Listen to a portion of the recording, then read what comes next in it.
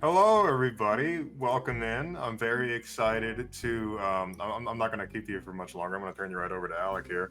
But welcome to Spliced. This is the first time We'll be running this on the channel, and first of many times because I really like this system and I want to do more of it. And you guys know I like narrative-driven things. So, please, I'm going to turn it over to our game master, Alec Azam.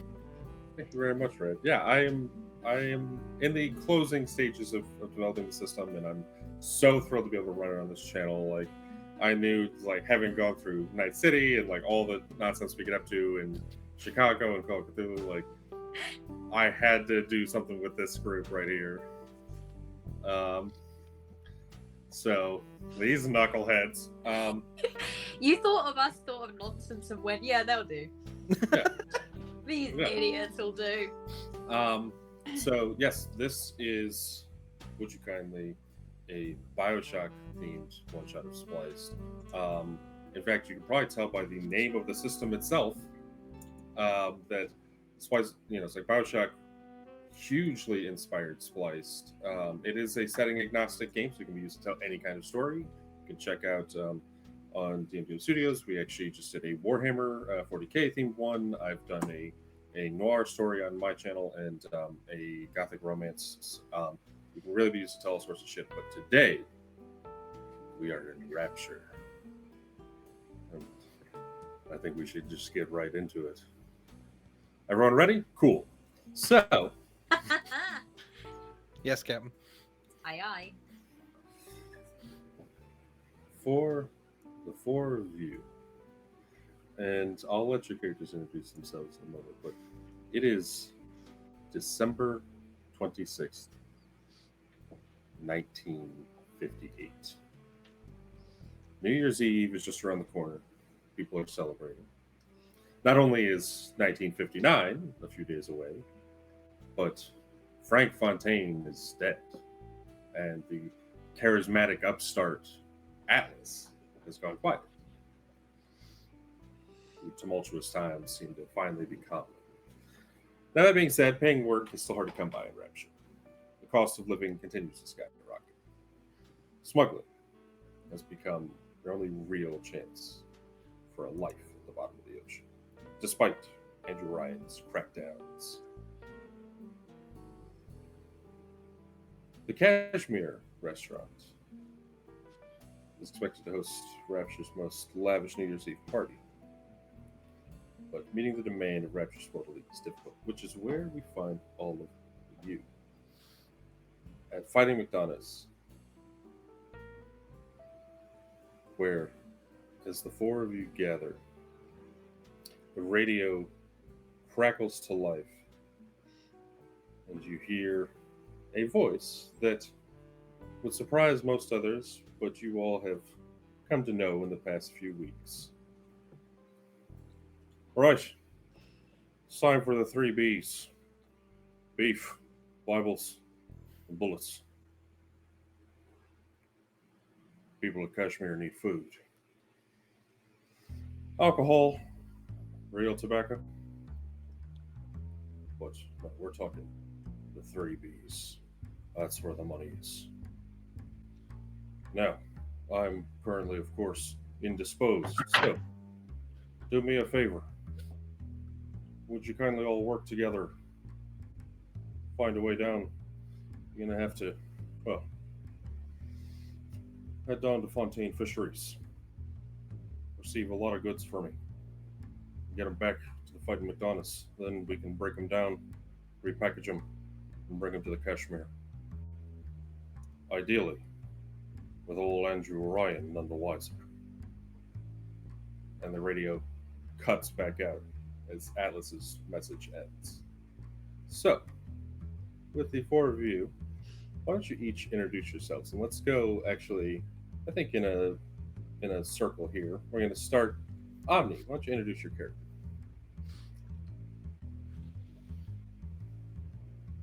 You're muted. You're muted. Omni's still in the bathysphere. We haven't let him out yet. Every time. I'm glad you couldn't hear me because I just slammed my table as hard as I could out of frustration. Of course you choose me first. So, That's because I love it. all right. Anyhow, So, Charlie's very much dressed as you would expect your average dock worker to be. And in fact, by day, he normally is. But of course, at nighttime, when he's off the clock, he tends to skim a little bit off the top where he can. He's managed to get together various rings of criminals and ne'er-do-wells in the past, and as a result, he tends to wear suspenders for his hard day's work, a very rough, stained undershirt, some simple white cotton thing, and usually a relatively nice, either brown or red button-up shirt. Today he's wearing red, with a nice little neckerchief around his waist, on his neck, to keep himself from getting the soot from when he's working in the foundry. The weirdest thing about him probably is his hands, which occasionally you'll notice seem to be cracked, and every once in a while electricity might arc between his fingers. As clearly, our friend here is a frequent user of, well, the more sordid biological arts of Rapture. That'd be him. Oh, and of course, blue jeans. A nice pair of work boots to keep things easy. Thank you, Omni. And I know that you were playing actually as a ringleader, so I'm excited to see how this is going to go down. One of the many occupations in Spliced. Indeed. But yes. we're going to keep it going. Red, why don't you tell us about your character? Adriano Trevisani. I did a lot of work in the war, the second one. I worked as a heavy infantry specialist and a lot of the big guns, but more so I worked for the fascist forces, but I was secretly working for the underground to overthrow. In the meantime, I was doing my best to make my way out of Italy, and that's when I encountered this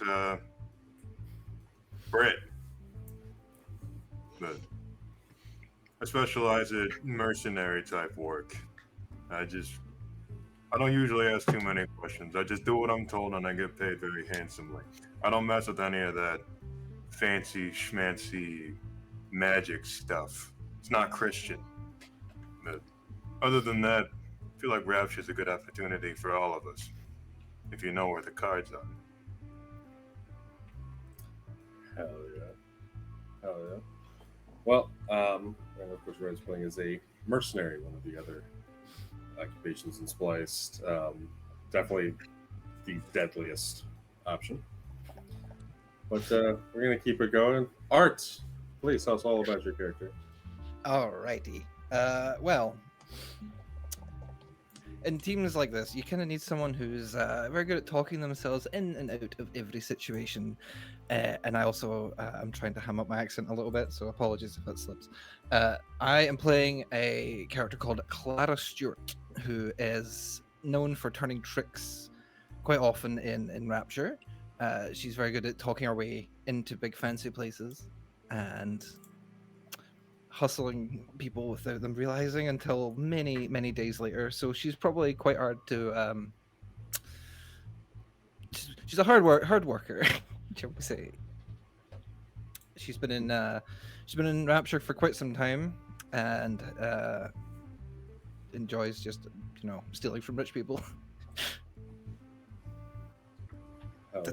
That's all I really got at the moment. Hell yeah. Yeah, that's me. Art is playing actually as a grifter, which is honestly one of my personal favorite occupations in Spliced, because I love like high charisma kind of characters. So I'm very excited to see what you do with it. It's the accent. I'm gonna enjoy doing that. Yeah. And then last, most certainly not least, Kat, please tell us all about your character. Pippa Holmes is she probably looks a little bit out of place with her fellow group. She's definitely wearing a very smart blouse, a very smart skirt, looking very prim and proper.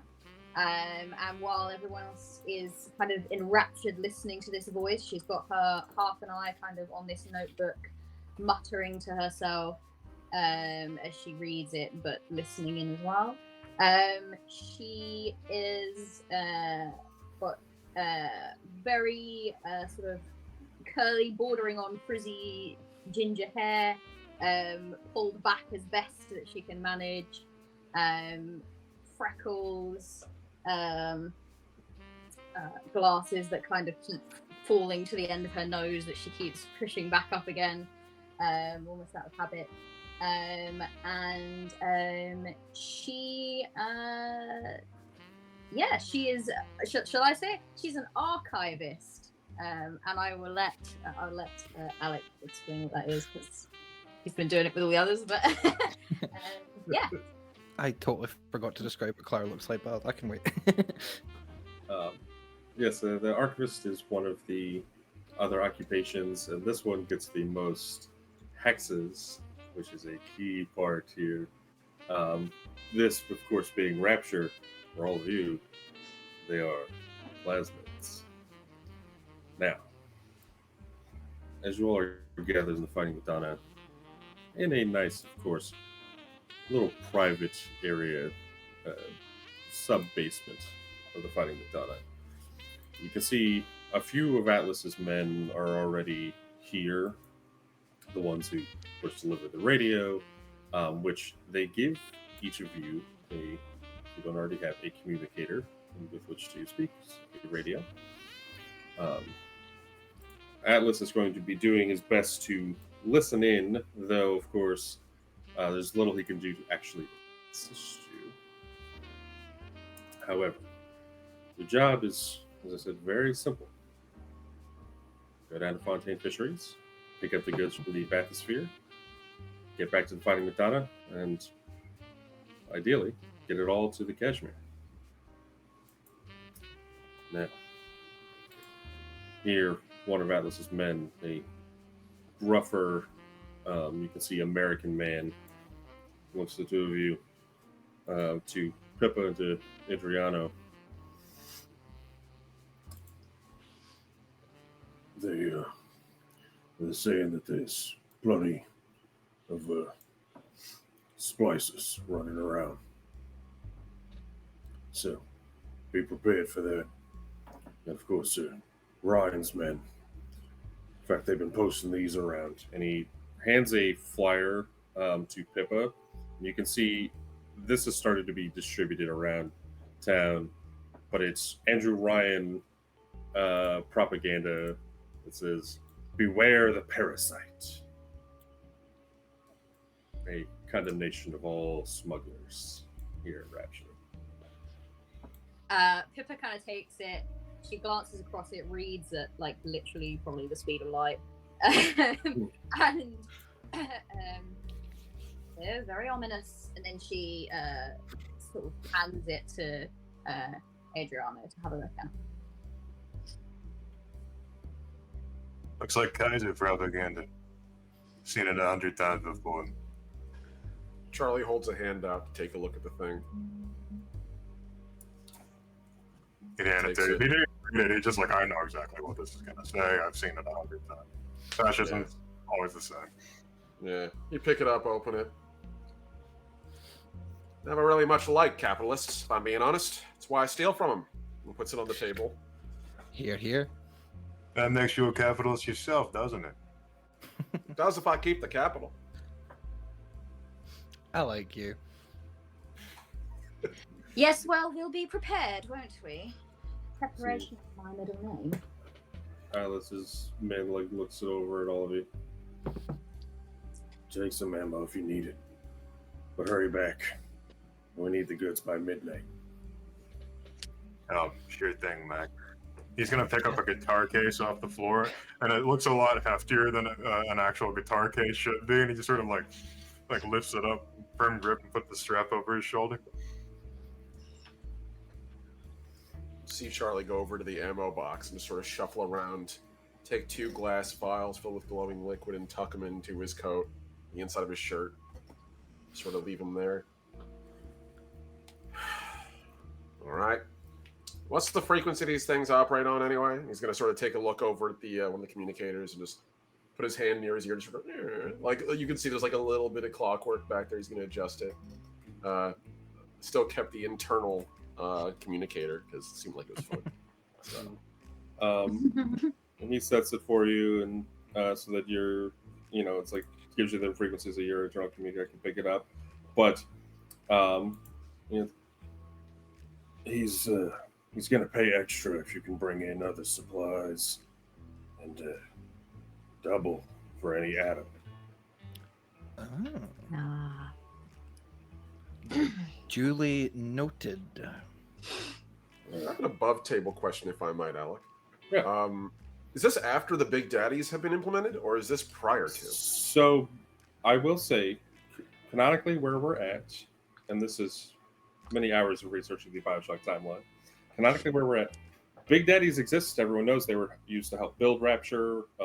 They were used for like multiple purposes. They have, since the death of Frank Fontaine, and now started to be seen in sporadic kind of scuffles throughout Rapture. Atlas has clashed with them. Andrew Ryan has apparently like used them to punish smugglers, and they have very, very recently started to be used to protect little sisters. However, it's not perfect. Sometimes Big Daddies will just wander off from the little sister, or they might go mad and just like consider them an enemy as well. It's not a perfect system. Right now, Dr. Suchong is still working on a way to get them to actually listen to little sisters and do what they say. So consider any Big Daddy hostile, but I'd say I know for most of you, like a couple of you have seen a Big Daddy. Some of you have never even filling seen the one gaps using Right. chat. Okay. I just wanted to make sure it was public knowledge that that was a thing, and it wasn't going to be like, "What's this giant diving bell looking motherfucker?" And then I'm three bulkheads. Yeah, no, you all know them and know enough to Absolutely avoid them. fascinating. I should study it. Insert brutal spine crushing shortly after. All right, thank you. Appreciate it. Knowing that, Charlie would just sort of look at the guy a little bit. Now, Adam. And any particular suggestions on how we might get around the muscle men, if you catch my drift? Whoa, hang on a minute. You didn't say there would be them involved. What are you talking about? That was kind of implied. I don't want to go near those fuckers. Don't worry a little out about it. I get it. If you All think you right. can handle them, I'll be over there. I So shall you- not sit here. Atlas's We man. are absolutely not engaging unless necessary. Unless necessary. It will never be necessary. Good, See, glad Atlas's to hear man it. takes a moment to kind of like lean back, and I think how you approach it and how you deal with all this is your problem. That's what you're being paid for. So, clock's running. All right. Cheers to that. And he's gonna, probably like, where are we meeting? Is this like? So right now you're in the basement of the Fighting Madonna, and you're heading down to Fontaine Fisheries. It's not a terrible trek, actually. I mean, frankly, of course, down by the wharf, there's plenty of, splicers. There's plenty of like other just random people running around, but it is quiet enough that a lot of smuggling is done through Fontaine Fisheries. That's fair. But it's a journey that I'd say all of you should know well enough at this point to not need directions. All right. Yeah. Charlie's just gonna take a hip flask and take one like big dunk and put it on his belt. All right. Let's get out of here then, everyone. Andiamo. Pippa just kind of like half gets up. She's got her book out. She's like, "Let me just finish my sentence." She's just kind of like writing things down, but half walking very slowly. Yeah, Adriana like stands himself up to his Speed. small height and just like looks down at her. Huh? What? You We're going. coming? Yes, we're going. Come on. And then she'll just walk along, walk ahead. Keep up, Riri. Riri. Riri, is it? Yeah. He's like 6 foot, but he's kind of like hunched a little bit, just sort of just. I'd imagine a lot of Rapture is not exactly built for like tall people. Oh gosh, I So should probably take he's probably developed a bit of a hunch in the time that he's been here, but when he stands up to his full height, he is pretty big for an Italian. Pippa, on the other hand, is about 5 foot. She is incredible. that. Oh, good. I'm in between. I should take this time to describe what Clara looks like since everyone else did. Very quickly, she wears a white shirt, black trousers, a long trench coat, and a top hat, and a bow tie that's like not done up. She looks like a trickster. She just looks like a trickster. Fair. With like the fingerless gloves and everything. She's just Artful You know dog what? going on Charlie's over wearing here. the red today. We're wearing red. It feels right. It feels right for the Are you boy. going to burst into consider yourself? Consider yourself in rapture. What? Yeah, sorry. Yeah. Yeah. Okay. So I guess we head off into the city, and he's gonna. I figure that Charlie is at least smart enough to. I don't want to say stick totally to the shadows, but at very least look like he's going about his business. No need. You don't look like a smuggler until you're doing smuggling. So other than that, you just look like a passerby. Just walking casually, swinging a wrench for no reason. From where you all are right now, at fighting Madonnas, you're in Neptune's Bound, this region of Rapture, which is broken down into the upper and lower wharfs, Fontaine Fisheries, the Wharf Master's office, which is ostensibly the police station that's on the docks by the Rapture Port Authority,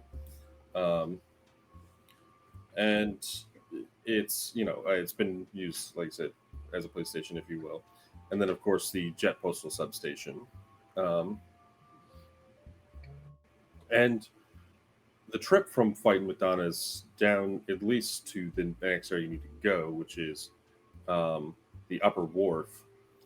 If you're all being kind of casual and inconspicuous, can I have everyone? You can either do a stealth check, or I would allow a deception check.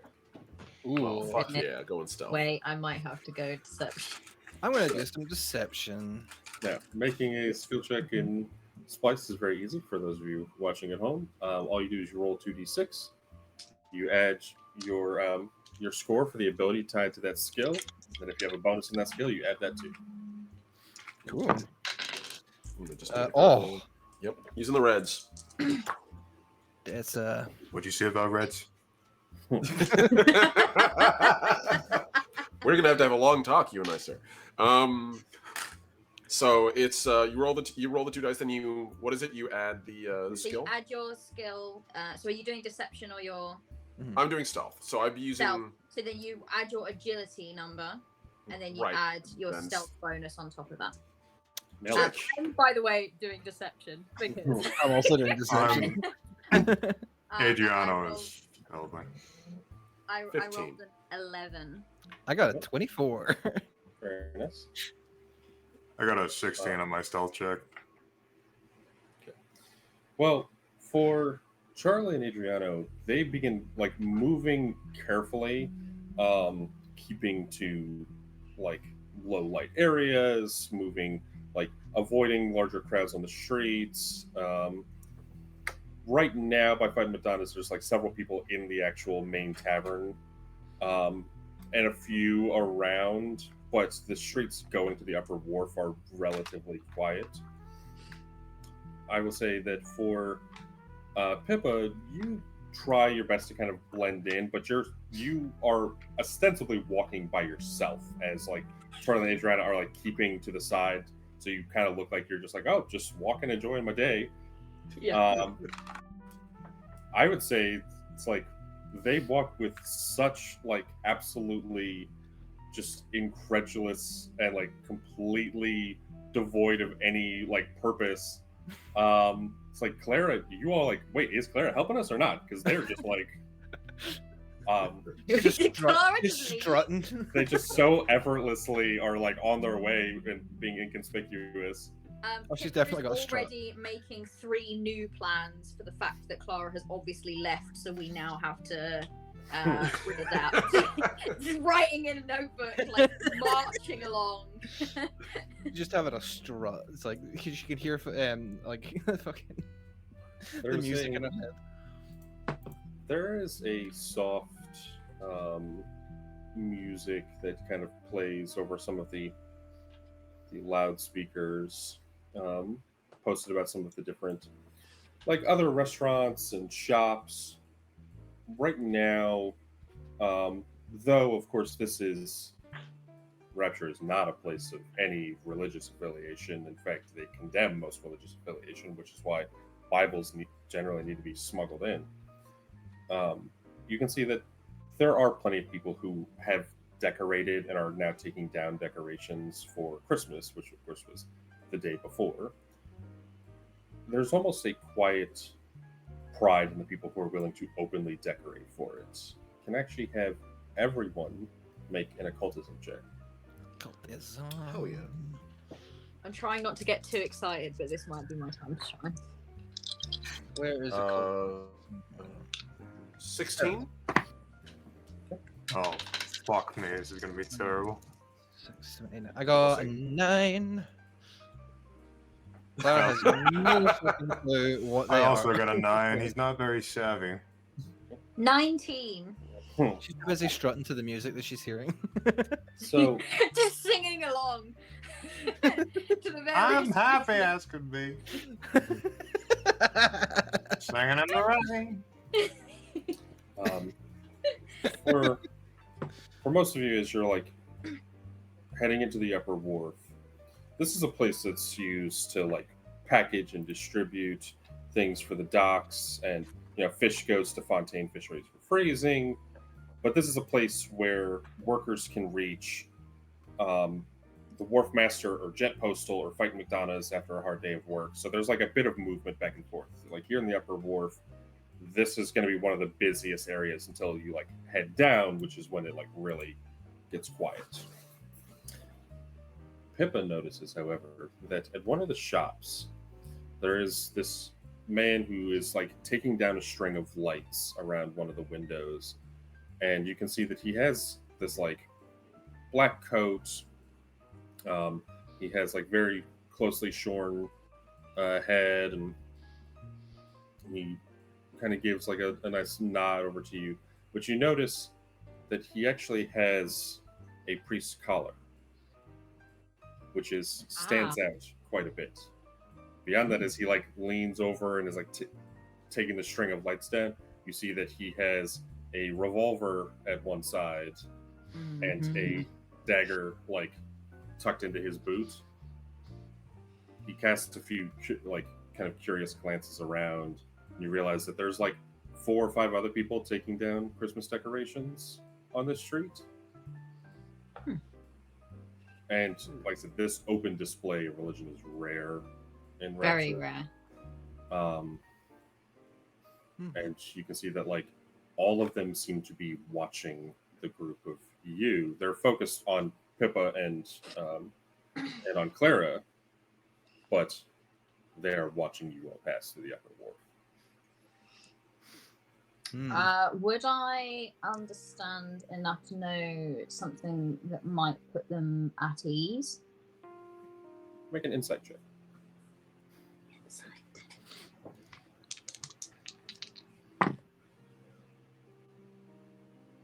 12.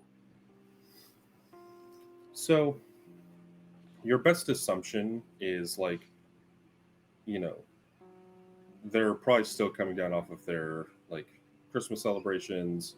There is a bit of wariness, most likely, of like, we don't want you to start shit with us just because we were celebrating Christmas, and we will defend ourselves if we have to. It's not in a gesture or a look of like, oh yeah, let's fuck them up. It's more of a like, if you don't mess with me, I won't mess with you. Like, just don't say anything to anyone that you see that we're religious. I'd say the best estimate you can make. I think she would probably just give a quick glance around to kind of acknowledge that she's seen what she's seen, and then the priest in particular, because he looked relatively heavily armed, she'll just give him a little wink and mouth Merry Christmas. I think she would know enough about Christmas to know a kind of customary Christmassy greeting, and then she will continue as if she hasn't a care in the world about what's happening around her. You see the momentary pause as you kind of like nod, and as you say it, then he like immediately like goes back and starts like ripping the rest of the lights off around the windows. You see like all the others turn back to what they're doing and look away from all of you. Well done. Well done. Well done. No, it's nothing really, just knowing about sort of customs and such. It's actually what I study, or some of what I study. Not that any of you care. Shall we go?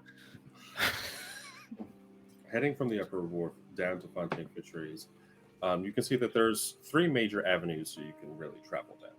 There's the actual main road itself, which of course would be presumably the fastest and the most open if you're trying to be inconspicuous. But it also, anyone could see you going down the main road down at Fontaine. Mm-hmm.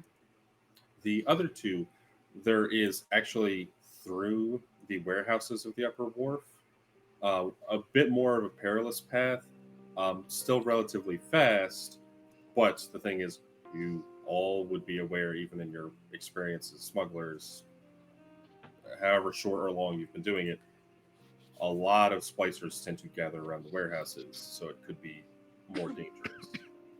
Last one, this is the slowest path, which would be going through the pipeworks, which would be basically going along all of the engineering piping down to Fontaine. It's the slowest, but presumably the safest, because people don't like to hang out down there because it sucks. It's full of really hot and really cold pipes. It's not meant for people to hang out or like pass through. Like the engineers check it every month or so and then move on. So Pippa kind of reads through a notebook and she's like, well, the way I see it, we have 3 options. I have no real preference. So what was the first one again, Alec? The main street, like literally. Oh, like literally walking down Main Street. Okay. Up to the right up to the front door. All right. So we either go through the front door, we go through Spliced Town, or we take the back roads. That'll be the slowest, but probably the safest. I mean, we're not doing it in particularly bad, right? So we could probably just walk down Main Street. Arguably, we are doing something quite bad, yes. We haven't done it yet, is what I'm saying. And when we do it, then I guarantee you Main Street's going to be where everyone and their grandma is going to come down to have a dance with us. So I prefer to avoid that. What? You what? Spicy Town, why not? Think about what you've just said. Think about what you just said. Yeah, Main Street. Want to walk down Main Street? Yeah. Going down Main Street is a terrible idea. So much for being... So is Splicer Town. How does his idea sound better than mine? Well... The path less taken. I mean, it will be the less obvious. She has a point. Splicer Town doesn't sound particularly appealing either. The truth of the matter is, Main Street's out. Because the last thing we need to do is go down Main Street, have someone spot us, and recognize us later and rat us out. I'm not into that. And as far as Splicer Town goes, it's better than Main Street. I prefer the pipeworks personally. I like my jobs quick, easy, and efficient. But if I'd go a little slower to not get shot at, I'll do it. But I'd take Splicer Town a fair bit faster than I would Main Street. How dirty would the pipeworks be? Incredibly. Yeah, incredibly. Yeah. When you say I prefer the pipeworks, Pippa, or like literally, you just watch her wrinkle her nose and just like. He literally turn to you and just gesture it as like his beat up white T-shirt. You think I wear this because it's a good look? Well, I mean, it is a would good kill look. you to wash it once in a while? I We're have literally more than one. underwater. Lady. We're surrounded by water. You could. leave I him watched this plenty alone. of times. I promise you. It's not the point. Leave The him point is Cotton alone. gets it out easier. No.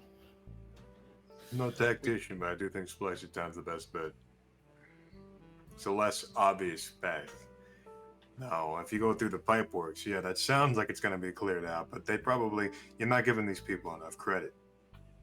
They probably got people down there waiting for us. Spliced Town, nobody wants to mess with those junkies.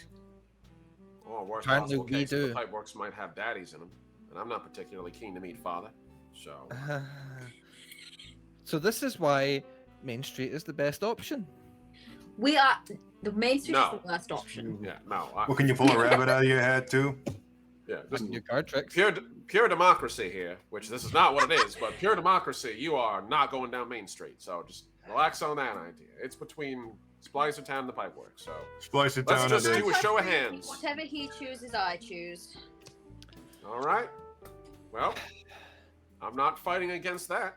Sounds like the crowd's already made up their mind, and I know how to not oppose the mob. So Splicer Town it is. Thanks, Pipsqueak. He's Just about let like know- he's about 6 foot, but he's wiry. So He just looks up at Riri with all of the fury of a 5-foot redhead and just goes, "You know, I could change my mind," and then just sort of storms off. I thought you liked So that. we've got Riri and Pipsqueak. Got it. You Spliced call Town me it is. Adriano if you know what's good for you. Do I sound like I know what's good for me? I was like, Mm, I above the. thought you Is it, liked Riri. is it Riri or Reedy? Riri. Riri. Riri. Like Rihanna? Yeah. love it. I don't know if it was Reedy, which is Italian for laugh, is why I'm asking. Oh, Oh, that's, That's good. also very That's appropriate. even That's better. also very Love good. that. Because he is the most, He is the most grumpy person, so that's Oh, yeah. even better. he's a grumpy ass. Right. Well, if we're going for Splicer Town, I'm letting you know right now, I will be useless because I don't carry a gun. That's a joke, isn't it? Do I? Very Well, funny. I don't like carry a gun either, he'd say pretty loudly, like looking around, like, shut up. You know, humor isn't your strong point, Riri. I'd stop if I were you. I Look, like her. She's great. yeah, okay, look. If things get hairy, we I've can... got a wrench. I can look after myself. A wrench. A wrench. I've never had to shoot anyone. I don't plan to. Okay, can you imagine some asshole trying to get through all of Rapture with a wrench? 10 Listen, years later, It's good enough for him. 10 years later, this fucker Gordon Freeman's his way through all the 1950s. Oh, Freeman. Freeman! It's like 9 months from now. Yeah, you're right. You're damn right. Holy shit. Yeah, no. Hey, that's Gordon Freeman. What, a silent protagonist with a wrench? All right, I So- pressed him. Yeah. He's gonna start Oh, walking you'll towards follow. Splicer Town. This guy seems to know what he's doing. He's gonna sort of lean a little closer to you, Red, though, and he's just gonna say, "Of course, you know, if we could avoid a fight, right?" You don't need any more stains on your shirt. I certainly don't need any more on mine. You You haven't should wash any it. at all. Exactly. 0 is the best number. All right. Just saying the obvious out loud, because sometimes it needs to be said. Let's get it on. All right, go for it. As you begin trekking toward the warehouses to pass through and like lead your way down to Fontaine Fisheries, are you all being stealthy as you move through, or are you just like being on guard and attacking? I think I'll go for stealth This this was time. the worst direction for people to pick. No, this was the best direction. We all know we chose this because it's going to be the most entertaining. I love that I'm like, so Kat, the idea is that this is going to be smuggling, and they're like, cool, we'll put anything in stealth then. Anything in stealth. I have a Nailed +6 to stealth without any points on it. Yeah. Hey. Yep. Stealth, I think, is the smart move. So Honestly, that's the thing like, is because it adds your I was ability. 7 to stealth. Fuck it. Everyone has a chance It with any- it would have been a smart. I put a +1 on stealth. Okay, that's literally the best I could do. Okay. what's your agility? 3. Okay. All right. So, You guys can all stealth. I'm gonna sort of be the distraction. I'm so gonna I'll stay say at the back of the for group. Adriana, you can either do handguns or shoulder arms to kind of be a loud, like, threat in front. The rest of you can make a stealth check. I'll give the rest of you actually a +1 to your stealth. Okay. Shoulder arm, Oh. sure. Okay. He's And, carrying this. Have pity, sir. I'm not doing any And shooting. I am. Let me just take a look at this and make sure it's as an action. Let's see. Again, This will What do have. we do with this early? No, I'm saving this ability for later. It's too damn choice. You, Yeah. you know exactly what I'm thinking of, by the way, Brian. You know what I'm thinking Yeah, yeah. of. God What damn. did you do? What have you done? Double ones, baby. Let's go. Oh no! No. So this Um, is another fun part of Splice. I rolled a 10 in all. Nice. I got a 15. If you roll 2 6s, you get to roll 2d6 and add it to your total. But if you roll 2 1s, you roll 2d6 and subtract it from your total. Motherfucker. Oh, that 11. stings. Oh fuck. So that 10, means that it's 11. minus. So it's 9 after I factor in my 2 from the 2 dice. And then I have my base stat, which is thankfully 7. So it brings me, unfortunately though, to a 0. Maybe. So- A 0. A Love it. perfect 0. Maybe. The actual one thing I could have rolled to completely fuck myself over. I rolled really well. I rolled Okay. exceedingly well because I have a +13 to shoulder arms overall. With my Nice. nerve in my shoulder, like with the actual skill itself. So I rolled a total of 22. Whew. Okay. That might help negate some of what just happened. And Mr. Zero over here, goose eggs. And Literally, I'm at +9. I should, by all stats, be fine. But, double ones be double ones, right? I like exploding in the wrong Pippa, direction. before we start sneaking off, absolutely says, now remember, everybody, the key here is to be quiet. Aye, that's right. Slowly walks. all right, and what'd you get for Clara? 15. Okay. You all begin heading through the warehouses, and I do like to imagine that there's a moment where Charlie's like, "Now we need to be quiet," bang, and like goes right into a building. I feel like it'd be one of those, like, he just steps on some, Commentary like, style. decrepit piece of floors, and he just foot through it. Just like, quiet, right, and just pulls his foot out of the wood. As you all are moving through, you hear this low, screeching, long metal on metal. Oh no. And then a second, and then a quick, like, tick, tick, tick, tick, tick, tick, tick, tick, tick. Oh, it's a spider splicer. And Oh fucking hell. you, like, begin to look, and you can see that between two warehouses, with a gap of maybe about 5 feet, stretched out, a metal hook on one hand and a metal hook connected to one of their feet, is this splicer, like, looking at, and they, like, immediately are drawn by the huge loud noise that Charlie makes, but then they look down at Adriana wielding a massive weapon, and you can see that they screech and around one of the corners and disappear out of sight. It's a fucking spider. Hey, pipe down back there, would you? Right? And he's just gonna reach into his belt, take one of the vials, a bright electric blue one, and just hold out his wrist, and just into his wrist. And as he does, electricity is going to begin to arc across his hand. You sort of see the skeleton of his bones through his arcing flesh. Just sort of puts it back on his belt, just in case. So he Okay. effectively just reloaded his rifle. Yeah, the surge of, like, Lovely. atom through your body is a strange sensation, but one you've gotten to know pretty well. But you all hear two other noises, which is on the opposite corner, further ahead, two figures, like, dart across this narrow passageway, the only way down toward Fontaine Fisheries. And you can see that one of them is a average height man wearing this like this strange mask on the front of his face. Um, and can I have each of you, please, make a perception check? All right. Decent Perception, we say. Where is it? Okay. That's not Plus too 7 to Okay. this. Oh, where is Um, Okay. it? 4, 5, 6 plus the 15. 5. Also 15. I got an 11. Nice. 11. So I would say just about all of you have this brief realization of like, oh, he has this strange mask on his face, and then you see it's not a mask at all. He has deep surgical scars across the sides of his face. His nose is partially bent the wrong direction. One of his lips is completely missing.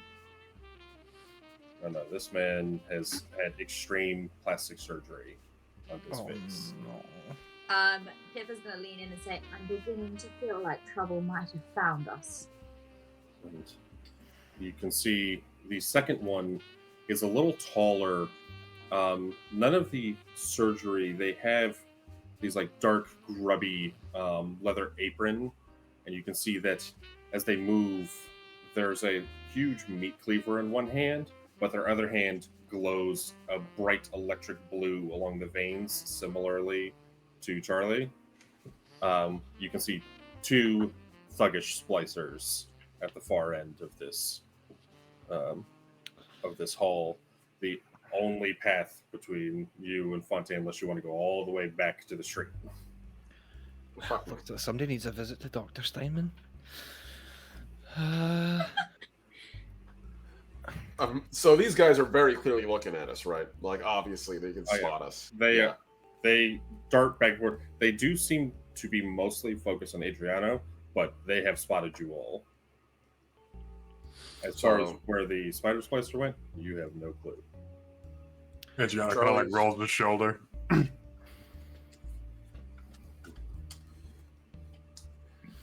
I figure Charlie's just gonna sort of hold his hands up a little bit, and as he does, there's like a loud tss of electricity arcing between them, and he's just gonna say, "Now, come on, brothers. We're not here for a fight. Why don't you just let us go about our constitutional, and we'll be out of your way?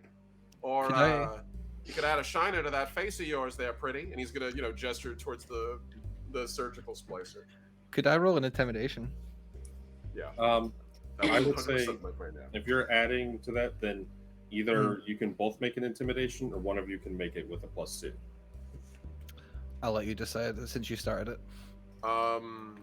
My base intimidation is 7. So Mine is 11, so it's not really. Okay, It's so just an I'll ability. give it to you. I'll give it to you. Okay, Like so, I figure I set you up for whatever you're about to do. all right, This is something I forgot to ask you, Brian. Could I flavor my medium melee weapon as my fist? Yeah, that's fine. Yeah, 2 brawlers. Let's go. Right, so Hell yeah! Killing so- time. sorry, what was the bonus you added to that for giving me? +2. +2, right? Okay, so 12, 13 plus. Oh, fuck, 19. That's a 24. So when you say that, Clara walks just instinctively walks past you and goes, "Yeah, fuck off, or we'll send you to fucking Dr. Steinman." You can see that your threat as you step forward, She's holding the wrench out like this as well, by the way. it's like holding the wrench and seeing that they are outnumbered.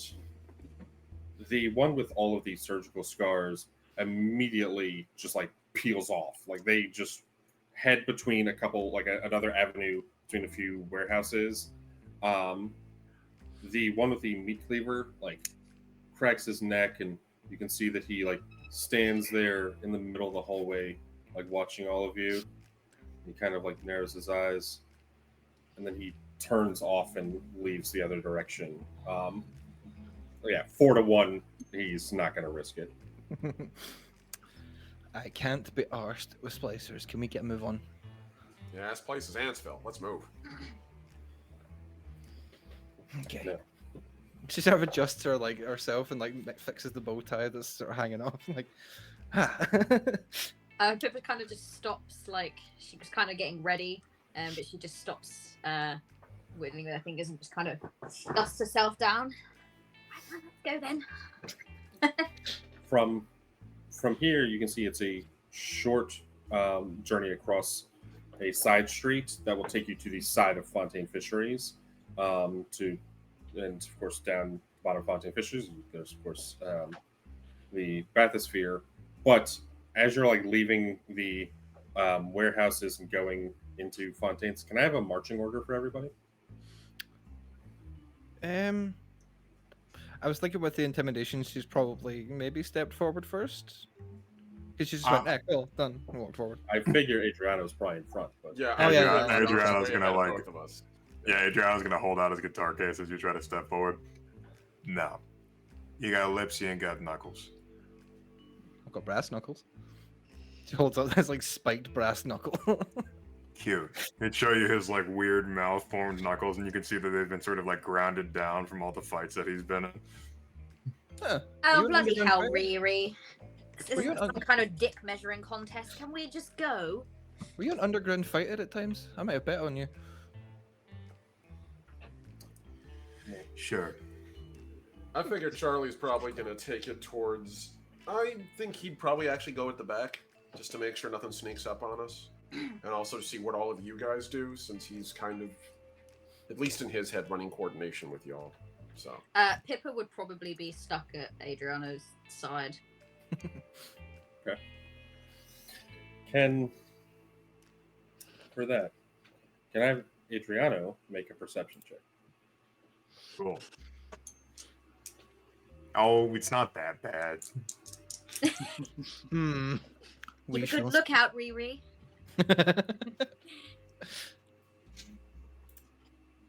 Did I mention I never got glasses when I needed a prescription?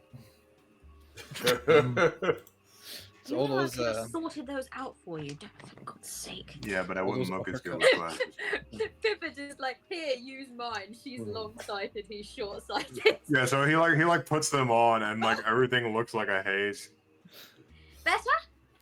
Oh, I can't bloody see a thing. Can I have them back? Is this what hell looks like? How dare you? No wonder you're so angry all the time. He'd hand them back to you. I'm not angry all the time, just around you. God, I am you're offended on behalf of the 4 glasses-wearing players at this table. I want to say that's such a non-glasses wearer thing to be like, oh, this is how you see. It's like, no, I see correctly when I wear them. No, we're fine. I'm the only person here that does not have a prescription. But That's so we can Chad. tell. Okay. Yeah, we can see that. Oh, I'm sorry. My parents didn't need glasses until they were in their 40s, so I'm kind of on the same path there. I feel like we're all Hank Hill complaining. It's a prosthesis at this point. Like, the Chad glasses wearers and the virgin can see fucking correctly. Oh, okay. God forbid I got good eyes. So what'd you get on your perception check? 11. You're like, all right, I got this, and like head, and as you're going between that last little strip, like of this tight squeeze of an aisle between 2 warehouses, you feel this like little tug, like right at your thigh level, like a couple inches above your knees, and then this zap of electricity as you walk right into an electric tripwire. You instantly take 4 damage as you just. It's like, oh. I'm gonna have Clara just clap very quietly, just. Pippa's just like, ah! He sort of like shake his leg out. He's it looks painful, but he's just sort of just like he's just keeping a complete poker face with the whole thing. It did startle him though, clearly. Good. Had your morning coffee now, have you? I'm awake. Your iron? What the fuck? Buongiorno. Further back behind you, you can hear this, and hear like ching of a meat cleaver hitting a metal building. But yeah, you walk right into his tripwire. You gonna come over there and laugh at my face, tough guy? No response. No.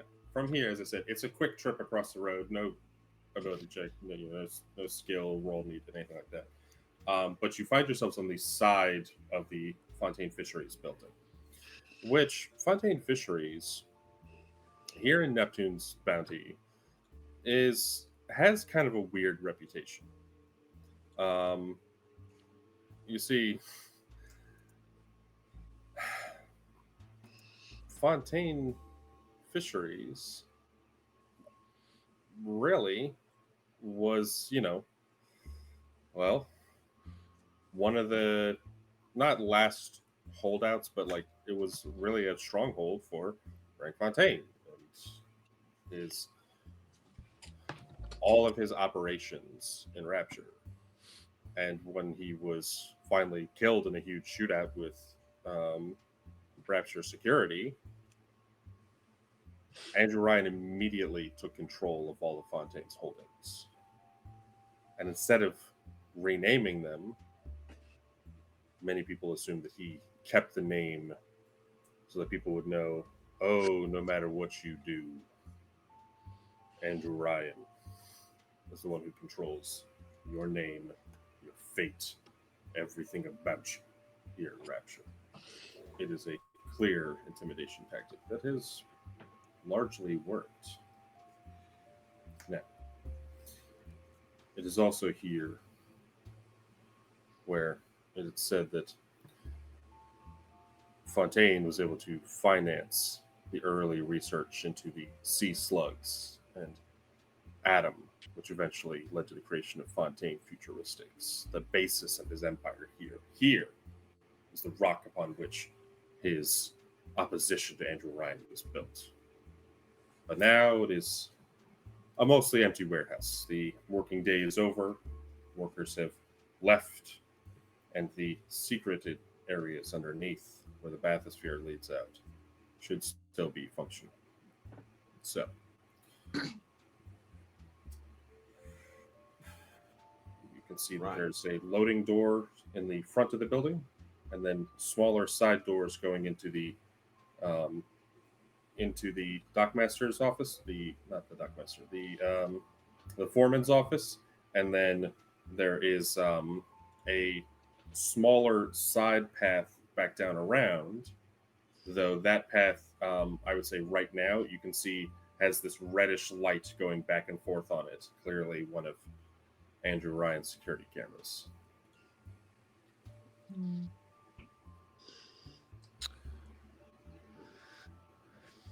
Let's see. Is there any way I could use, say, tracking as a means of trying to find a good path through this? Absolutely. Make a tracking check. All right. Okay. So that is 4 plus 4, 8, 10 total? So you can see the vast majority of footprints coming in and out of this place are through the loading doors. It seems like pretty much all the workers just use that to get in and out. They're currently closed, and they're on the front of the building, which would be the most open for everyone to see. But you can also see that there is a set of tracks going to the foreman's office. You don't see anything on the path where the security camera is, because it's just plain, like, brick, ostensibly, and leads behind the building. Either no one walked that way, or if they did, like, it's hard to leave footprints on brick, unless you have like muddy or wet feet. But you can definitely tell that one set of footprints went up to the foreman's office. You don't see a second set walking out. All of the rest of the movement is in and out of the loading doors. Well, I wouldn't advise the foreman's office unless you want to meet the boss. Guy's clearly still in. Other two, a little more likely to be clearer, but I'm not so sure I like the odds of that camera, unless one of you has some way to deal with it. I typically avoid them. Disable it without calling in 150 some ridiculous idiots all weird, waving various implements of death and violence. Preferable. I mean, if anyone has any tools, I might be able to do something. I don't have any, though. Neither do I. Front doors then? I guess. Got no other option, right? Well, let's be quiet about it.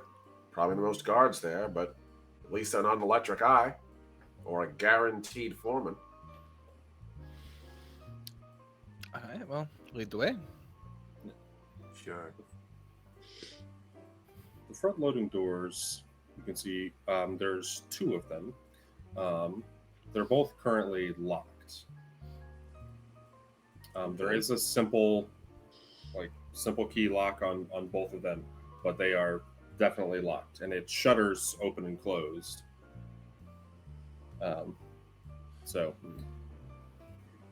it's not a simple door you can just like bash down the door. It's like you would have to either unlock it or really bash through that door to get it. Hand me a wrench.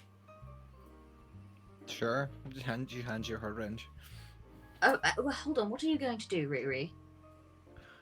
Whatever he's going to do, I suggest you take about 5 steps back. Well, does anyone have... I might be able to pick the lock. Just going to start stepping back because you're talking like, He's going to search his pockets quickly. I think I do have anything for this, unfortunately. I'm not fucking sacrificing my harmonica for this to take it apart so you guys can get a sliver of metal. I got nothing. Can I use a hair grip? Yeah, you can To try?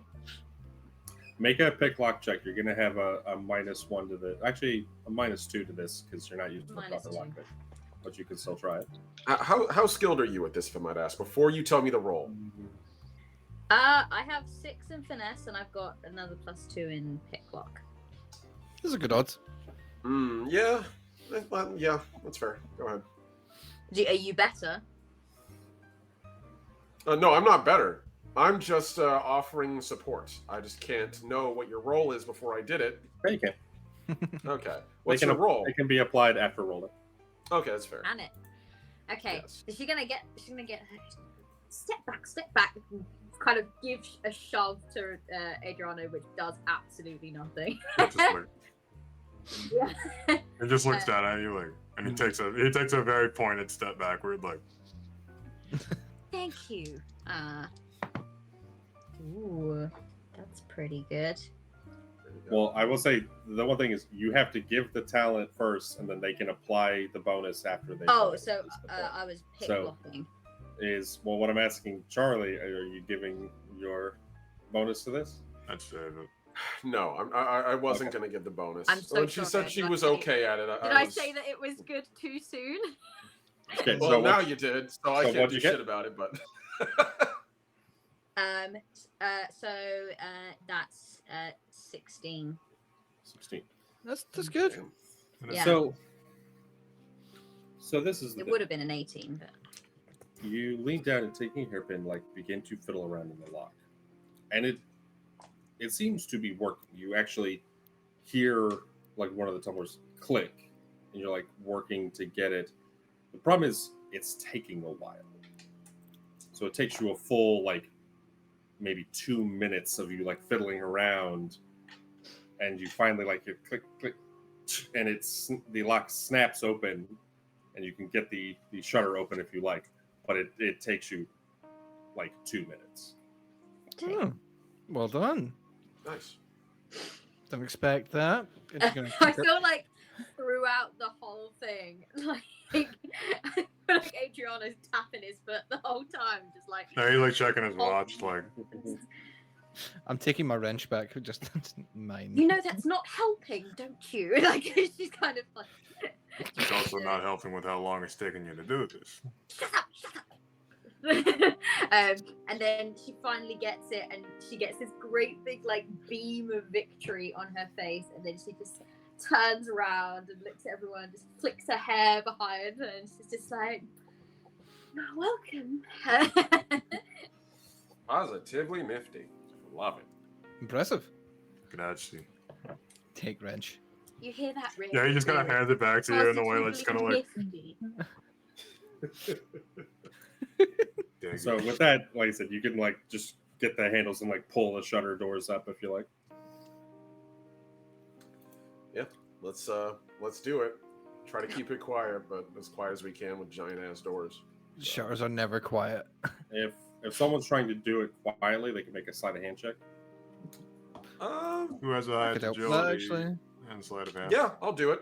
I'll do a sleight of hand check on this one. Can I give you the bonus then, since I'm assisting? I've got a pretty good one too. Gonna say, What's your Biver is not doing the sleight of hand. My plus would be 7, 8, 9. My plus would be a 10. I'll give you the bonus then. I'm just helping. Oh, okay. Mine would be the base 7. It's 7, so it's not too bad. Oh, that is the quietest door opening ever. So 10, 16, 17, 19, 20, 21 it would be. Let's go. Yeah, that's good. Very It's nice. like- It's so good, in fact, that you very quietly tink, tink, tink, tink, tink, tink, tink, and get it open, and you're like, nailed it, and then you hear ping as a bullet rips right past you and hits a barrel nearby. You can see 3 workers inside, 2 of which are wielding rifles. One has a handgun, and his other hand crackles with this just huge gout of flame around his hand. Right, Riri, it's your turn. Time to shine. Oh bloody hell! So I'm just gonna stand to the side and let you everyone gesture. roll initiative. Hell yeah. I got a plus Alright, 2 to that's good. initiative roll. So how does initiative work exactly? So initiative is you're going to Reminds me. roll your 2d6, and you're going to add your speed. That's right. Okay. Ah yes, my speed. There's my speed. There it is. Okay. He's fine. clearly That's what actually I right. am amazing at. So I'll ask for your numbers. Hang on. Sorry. Sorry. I'm Did trying to- anyone get 25 to 20? Let's see. Let me do some math here. I had 16 is what I got. So yeah, 20 to 15. So we have Adriano's at 16. I also got 16. Okay. You can decide between the two of you who. I mean, she gestured for you to go first, so you can go first. And then, 15 to 10. Got a bloody 14, didn't I? Not Got a too 10. bad for someone who's got a 10. One of these dice is going in the dungeon. speed of 4. That fucker's been rolling ones for the while. I need to put that in a cup of water, see whether that guy rolls anything but a 1 or a 2. what is it? A fucking spoiled egg? It's a die on me. It's gonna. It's just. Put it to bed. You can actually have off-weighted dice. These are old cracked dice in some cases. I always put my dice that aren't rolling very well. I put them to bed to have a tuck little them out. rest. Oh. Our little buddy here, unfortunately, has been cracked once or twice, which you can see what he has. That's a Used classic and one. abused. Got this from my grandfather, actually, so it's old. Okay. So, first up is actually going to be one of the men with the rifle. As the doors open, where all of you are standing, the 2 men with rifles are going to be a medium distance away, and then the one with the handgun and the plasmid is actually a short distance away. But one of the men with the rifles, you can see, has fired off a shot, and he quickly pulls back the bolt on his rifle and fires again. And he's actually going to be aiming for Clara, who's right in the doorway. Oh no. So let's see here. I'm just gonna see what I rolled. Okay, so luckily for you, it whizzes again right past you. But you can see he then immediately just pulls back the bolt and then takes a moment, and then he turns and hides behind a couple of crates, and you know where he is, but you can see he's giving himself some cover. Mm. Okay, so next is gonna be Adriano. Okay. So as soon as this happens, he clicks the button on the guitar case, and it sort of just explodes open, and he gun goes up, and he catches it, and he's got this absolutely massive Italian light machine gun. Let's see here. Very nice. I'm tempted to do something just absolutely brutal, just slowly walk towards this guy that hid behind a crate and just shoot through the crate until there's nothing left of the crate, and then there's nothing left of the person on the other side of the crate. That works. Oh I think I'm my gonna do god. that. There's the Riri I know. So I will say, Brutal. if you close the It's got a bit distance, more. you can use a move action to get a short distance away.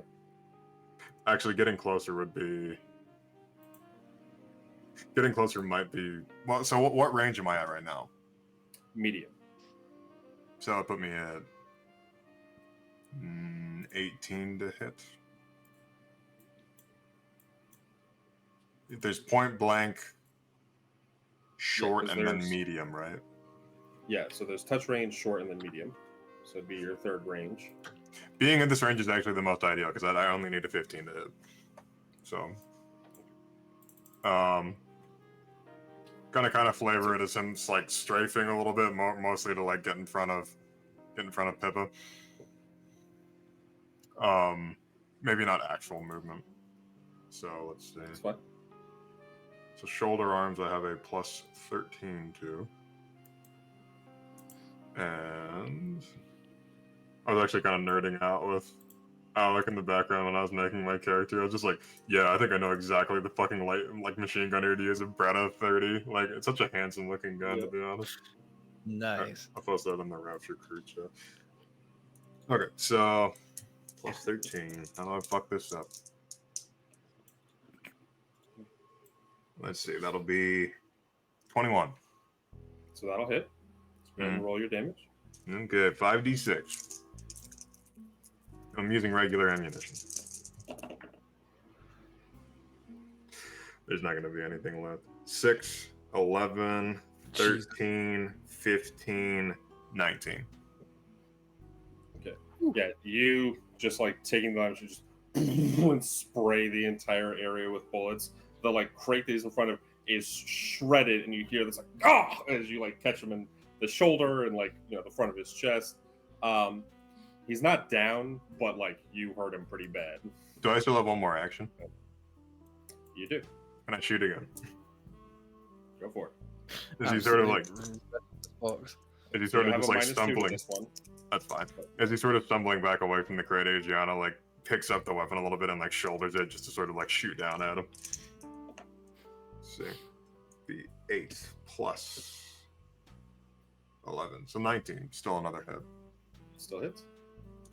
Another 5d6. He's not gonna survive this one. Okay. 6, 12, 15, 17. Another 19 damage. Okay. Yeah, you like I said, your first like barrage just like tore through the crate and like you winged him pretty bad. You can see he's like trying to move, but you just aim down. And your second barrage, like there's no crate in the way now. It's just like splintered wood and it's like cracking apart. And you just get a full volley to like his chest and the front of his face and like one of his arms. Just like, and he is immediately dropped. Nice. Good shit. Stay behind me. Lester. Very nice. Next is Clara. Right. In Spliced, how can you do held? Can you hold an action? Yes, you can. Okay. So for things like that, what it is you wait until a specific amount in initiative or until a designated trigger. Yeah. So if you're waiting on something specific, remember you can't hold actions that involve movement, but you can hold actions that force movement in other people. Okay.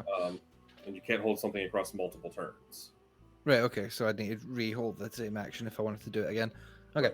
I'm gonna hold an action. After the bullet whizzes past her and Adriana goes in, she sort of spins around to her back is facing the wall, so she's right next to the door on the side that is not where the door is open. And I'm gonna hold an action for if anyone comes out of that door that is not at this Hello. party, she's gonna baseball swing them with the wrench. Okay. If anyone tries to run, essentially, she's gonna baseball swing the wrench at their face. Okay. So you're basically moving to cover and then holding in case someone tries to escape. Yeah. Okay, that's fine. Very nice. Next is the man with the handgun. You can see he immediately looks over at the very deadly assault that Adriana put down, and is not having that shit. So he is going to cast at you. Oh shit. So, let me roll real quick. And yes. So he's going to do incinerate, which for the purposes of this is going to be for Splice. There's 22 hexes flavored after the tarot, the major arcana of the tarot, but for this instance we're doing plasma. So yeah, 19 to hit. That's definitely going to hit at this range. So you are going to take 13 damage, but it's going to ignore half of your armor. So you're going to take that should be 8 damage. Yeah. As he like snaps his fingers, and there's this whoosh of fire that like rips up along the front of you, and then he's going to aim with his handgun and shoot at you. But I think what he's going to do for this specific one, he's going to do a called shot, and he's going to aim for your arm. You got 2 of them. So much. Oh, nope. At this rate, he like aims up and fires, but as you're like jerking back from like the flames that have caught up along you and then instantly die out, it misses, goes wide. So next is Pippa. Oh, it's my go. I think Pippa is possibly gonna save her big guns. So I think she's going to pull out her handgun for now. Okay. And attempt to take a shot. Oh, that doesn't sound as fun though. No, she's gonna get ready with one of her hexes. So one of them just burn Adriano, right? Mm-hmm. Yeah, so she's gonna aim for that one. Okay. He's a short range away. Yeah, can she like aim first? Like, is this for the hex? Yeah. So or is it just that's, I will say, a called shot can be used for a hex if it's you're rolling for an attack as opposed to a contested roll. So I was looking at the aim action. Okay. Otherwise, yeah, if you're just aiming, you can just get a +2 to your rolling. Yeah. Aim, I don't believe I specified. Yeah, an attack. So that's Okay. fine. All right, so she's gonna aim carefully. She's a very like focused person. She's like that kind of person that's like aim. So she's gonna take an action to aim, get a +2 bonus, and then forgive me, Alex. Alex, what am I rolling now? So I'm rolling because I'm gonna be using the chariot. Chariot. Okay. Mhm. So at short range, you're gonna make. I would probably try to go as far back as possible. So I think that there's a medium range, isn't there? That is still a 16 to. Well, I will say you've already used your action to aim, so you don't have an action. Okay, so I don't have movement. Okay, that's fine. Short range is fine. Okay, so you're gonna make an occultism check, and you're trying to hit a 16. You have a +2 to it, so you really only have to hit a 14. Okay, that's fine. Ooh. My occultism. Oh, yeah. Okay. Oh, okay, yeah. So I think I'm okay. 24. That'll hit. Yeah. 24. Is that before the +2? That's after the +2. After the +2. Yeah, Okay. it's 22 before. So you definitely hit with that. Yep. And then you're gonna do 46 damage, which again will ignore half of his armor, but it will erode his armor. You kind of just watch as like her hair, like all of this energy just kind of ripples down her hair and it just starts to really frizz up. Let's go. Okay, so 46 damage, right? Nice. 14 damage. Oh, And it ignores half of armor and erodes it. he's still up, but what form does your plasmid or your hex, but your plasmid take for this? What in terms of What does it look like? Oh, it's literally just because it literally describes it as your willpower charges forward as a rush of energy, which I just felt like was literally the embodiment of Pippa as a person. So I feel like she kind of just adjusts her glasses. She begins to mutter under her breath. All of her hair kind of comes out of this like really neat, and it just sort of starts to frizz up as this like electrical energy runs through it, and then it runs through her hands, and she just blasts it out as like this force that just goes careening straight into his stomach. Okay. The blast like hits him. It's not unlike what would later be developed into later and backward in time, because Bioshock be like that, into the bucking bronco, but it just slams into him. You can see, like, even though it looks like nothing almost physically hits him, there's like this crunch, and you can like see like the front of him like he's still standing, but that hurt him really bad. He's actually bloodied now. And as she's doing it, she's chastising him for being so rude. Of course. Very nice. Now, with that, next is actually going to be Charlie. All right. So, sounds like we got ourselves one dead dude, one guy on the way out, and how many other folks we got to dance with here, Alec? Just one. Just one more? Okay. So let's just double tap this guy. So,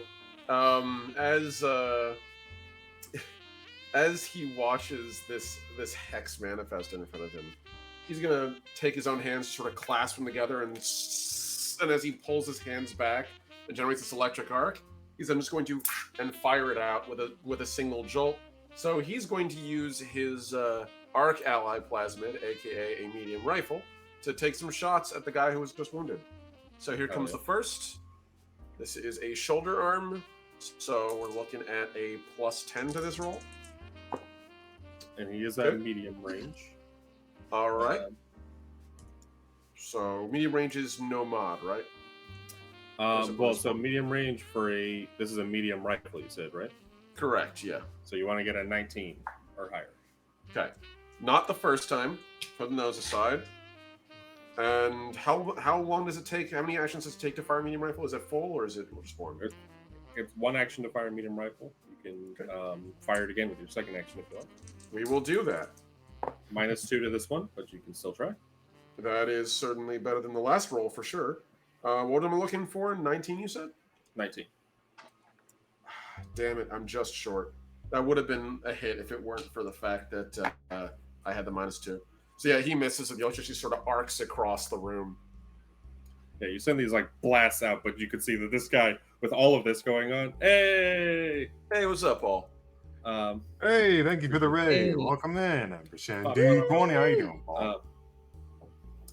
Raiders. But yeah, as you send this like these blasts of electricity from your plasmid out of this guy, he's already like just like trying to get the fuck out of there.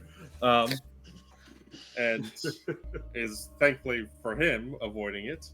That'd be your direction. So he's actually going to be like, all right, and he's gonna fire at you with his rifle. Yep, go ahead. Okay. I'm rolling like ass today. So at this range, that is a 20, so that'll hit. So you're looking at a total of 15 damage, of course, minus your armor, so you will take 10. 5. So that's down to 5. and then your armor is eroded by 1. Okay, so I'm down to 9. Okay, and then he's actually, you saw just like ducking into cover isn't really going to work. So he's going to fire again, but he's going to aim for Adriano this time. And this is, let's see here. Again, also medium range. Let's see with the -2, that's a total of, that'll hit. Actually, exactly, I got a 19. So you're looking at 13 damage, and then again, your armor was at 10, so you'll take 3 damage, and your armor is eroded by 1. Okay. The incinerate did not erode your armor, so Just ignored it. Okay. yeah. But he like fires a snapshot over at Charlie, and then like levels his rifle over and like pulls back the bolt and immediately reloads, and fires, and it wings and just like clips like a dark line across Adriano's shoulder. All right, next is Adriano. How much damage did that do, by the way? Was 13, and then your armor was 10, so 3 damage. So it's like 3 points of damage, and I plate my armor by 1. Mm-hmm. Okay, gotcha. Sorry, I'm using cyberpunk terms. Oh, let's see. Okay. Well, Olna just shot me. And a good shot. Let's see. How close are they to me? He's medium range, and then the guy with the handgun is short range.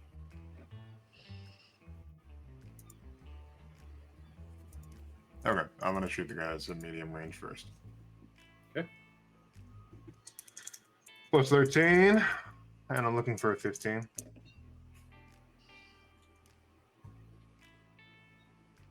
$22. Okay, so that'll get him. Oh yeah.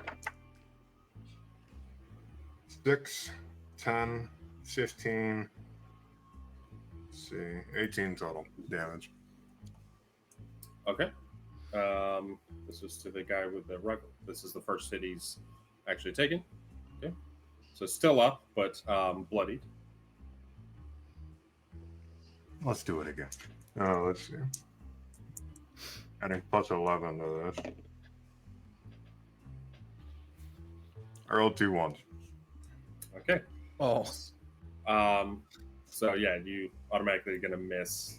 Nothing else happens. You know, it's not like a jam or anything like that. But you like fire, and then I will say, just for the sake of this, like there's a quick like little like, and you have to like slam the magazine in to like get it going again. But you've only hit the one time. But he That's, is bloodied, which is very accurate because this is Italy's worst machine gun. Just how happened to be the one that he stole. The Beretta was notorious for jamming, actually. Yeah, it was. He just Okay. got a magic touch most of the time.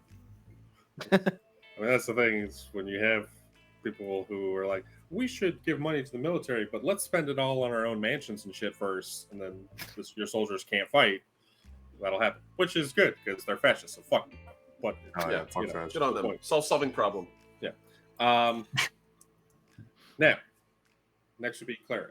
You can see that the 2 men are still left, but they are both bloodied. Finish Just him off. gonna hold it. Just not a fighter. This is a. They've also got guns, so in self-preservation mode, I think she'll just hold the same action again. Okay. So then, in that case, we're gonna go right to handgun gentleman, who, seeing the brief moment of like, Adriano like fixing the magazine for his gun, is going to actually use both of his actions, and he is going to try to sprint out of there.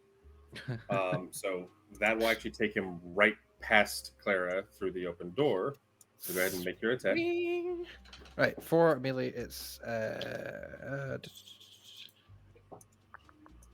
So it's a contested. So what you're going to do is you'll make a melee weapons check. and then he gets to make an evasion check to avoid Okay. it. Okay. 6, 7, hang on. 12, 13, 4. That's a 14. And I rolled absolute ass, so you definitely hit. Go ahead and roll damage. So that's 3d6. 13 damage. Okay. He runs full speed, and you can see he's like moving. You like swing, and your wrench catches him right in the forehead, and he is clotheslined by it and drops and does not move anymore. She just stands there like. Pippa, one left. One left. Pippa she was standing quite close to Adriana when the flames came past, so she's still sort of patting out flames on her shirt and her hair. But as she's kind of doing that with one hand, she is just going to pull out her handgun and shoot. So it is handgun check.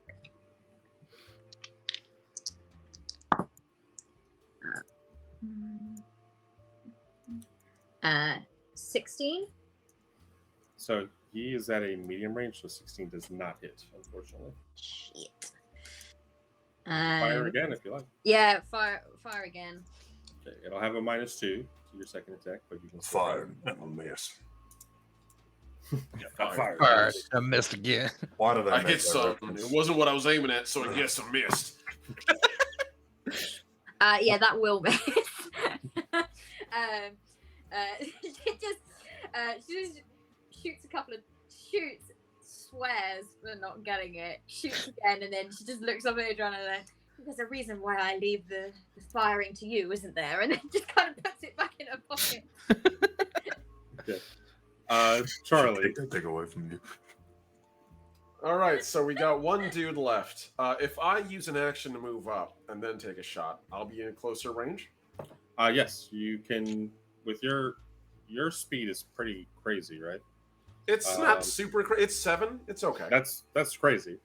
Okay, then yeah, the average is 5. He's the scout. Yeah, Um, okay, then he's the so- TF2 scout. Yeah.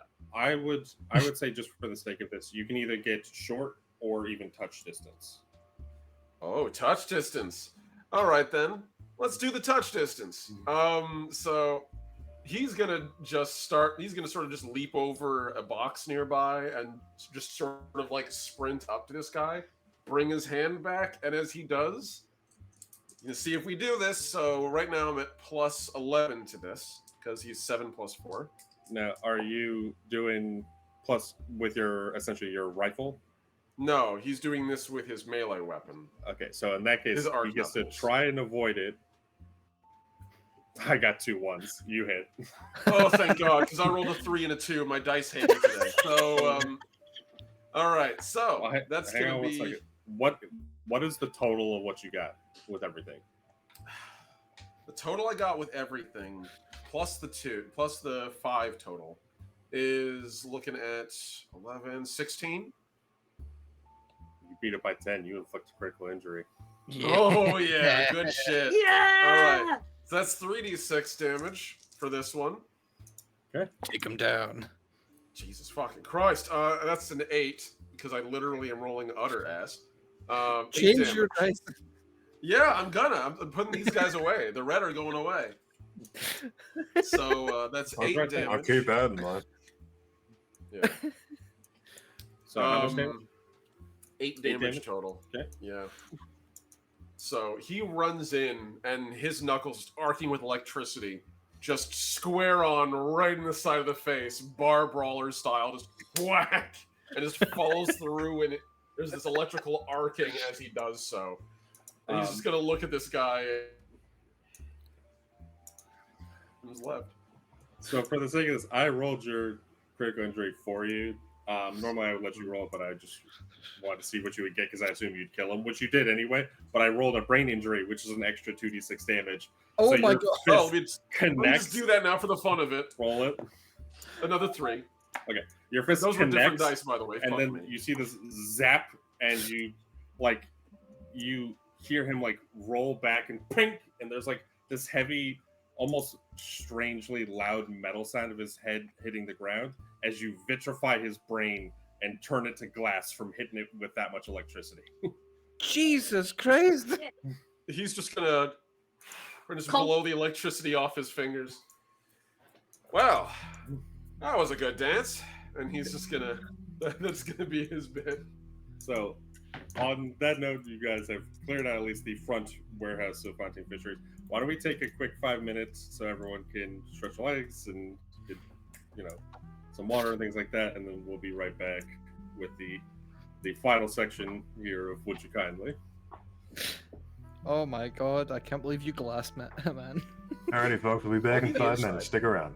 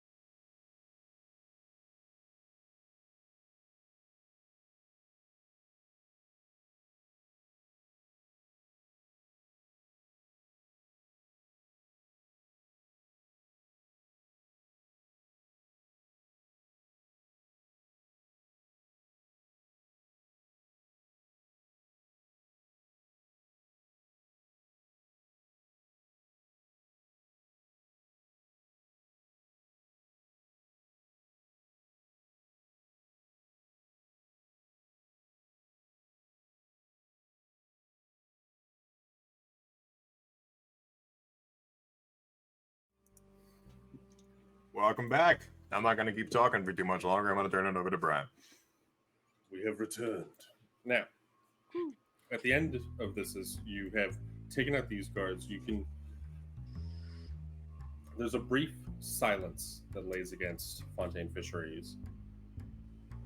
And you can hear noise further up the road, though you're not sure if it's celebrating down at the Fight Madonna or like up in the upper wharf, or if it's security forces moving in. But either way, you can hear noise a few hundred yards up the main road. That little shootout. I mean, a shootout can often go missed in Rapture, but still, you might have drawn some attention to yourselves. So at the very least, with the warehouse itself open, what would you all like to do? Most importantly, Adriana finds an apple, just kind of like sitting amongst things, and just like, The most important thing. Oh, is it time for a lunch break, is it? Maybe we should close the door again? or like I do everything around him. I'm closing the door. You I'll help. I wasn't specifically talking to you. grab the one warehouse worker who's like laid out after you clocked him with the wrench and pull him in and shutter the door back down. Hey, that was a pretty good shot, right? It's a big fucking bulge in his head. If I might make a suggestion, then he's gonna take the dude who he's apparently just given an incredibly intense dose of electroshock to, and pull him over with this other corpse, and put them up against the wall. Position one of their knees so it's kind of like an oblique angle, the other one like his head on the other guy's shoulder, and just there. Capitalists will just assume they fell asleep on the job till they come and check. Like, do you want me to double tap this guy, or? No, Okay. his biggest crime is that he fell for the biggest lie of all. No. It's the one that this place is built on. It's profit, son. It's profit. And just sort of Calm like down, tap you Socrates. on the shoulder. Calm down, Yeah. Socrates. We're a bunch of Very thugs, well. not philosophers. And at that point, Pip is going to turn around and go, you know who Socrates is? Very impressive. Can I take the handgun? I'm from fucking Yeah. Rome. So, Can I take the handgun and check how many bullets it's got left? Yes. So picking up the handgun that the one had, you see it's a German broom handle. That is exactly what I was imagining in my head. Yes, Like- and the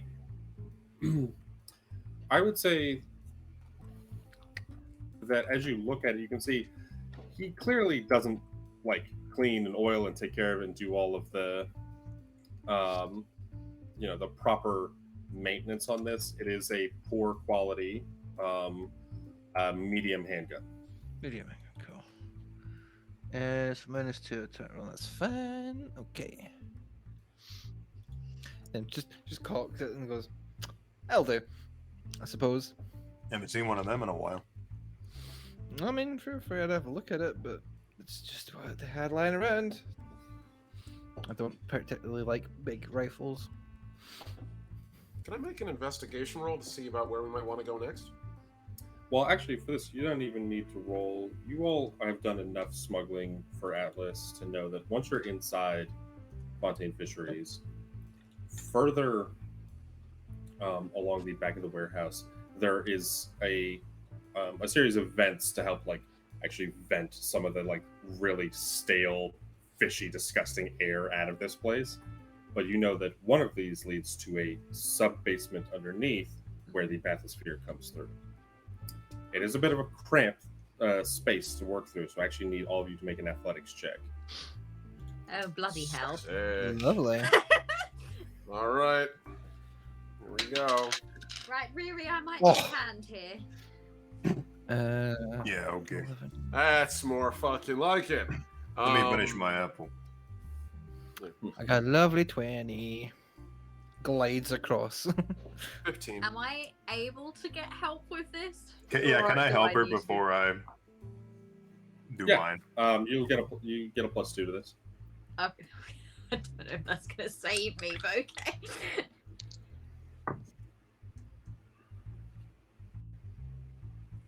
Was it athletic? Mm-hmm. 8 + 2, 10. 10. Okay. Alright, let me roll So, yeah, let me get Adriana's. 13. So I will say, I'll assume Charlie. I don't know for some reason why I'm picking that, but takes the grate off for the vent and like starts to head through. You all like begin making your way down. I assume Adriano's like last and like pulls the vent back on. There's a brief moment as you're like trekking through that for Pippa you get like a little like not stuck. It's enough room for you to like crawl through, but you're like a little like, oh hang on, maybe we should turn around and do this. And like Oh no, Adriana just- my hair definitely snags or something on. Yeah, hold on. Don't Adriana's move. able to like just get behind you and just straight up boot to your backside, just push and shove you clean.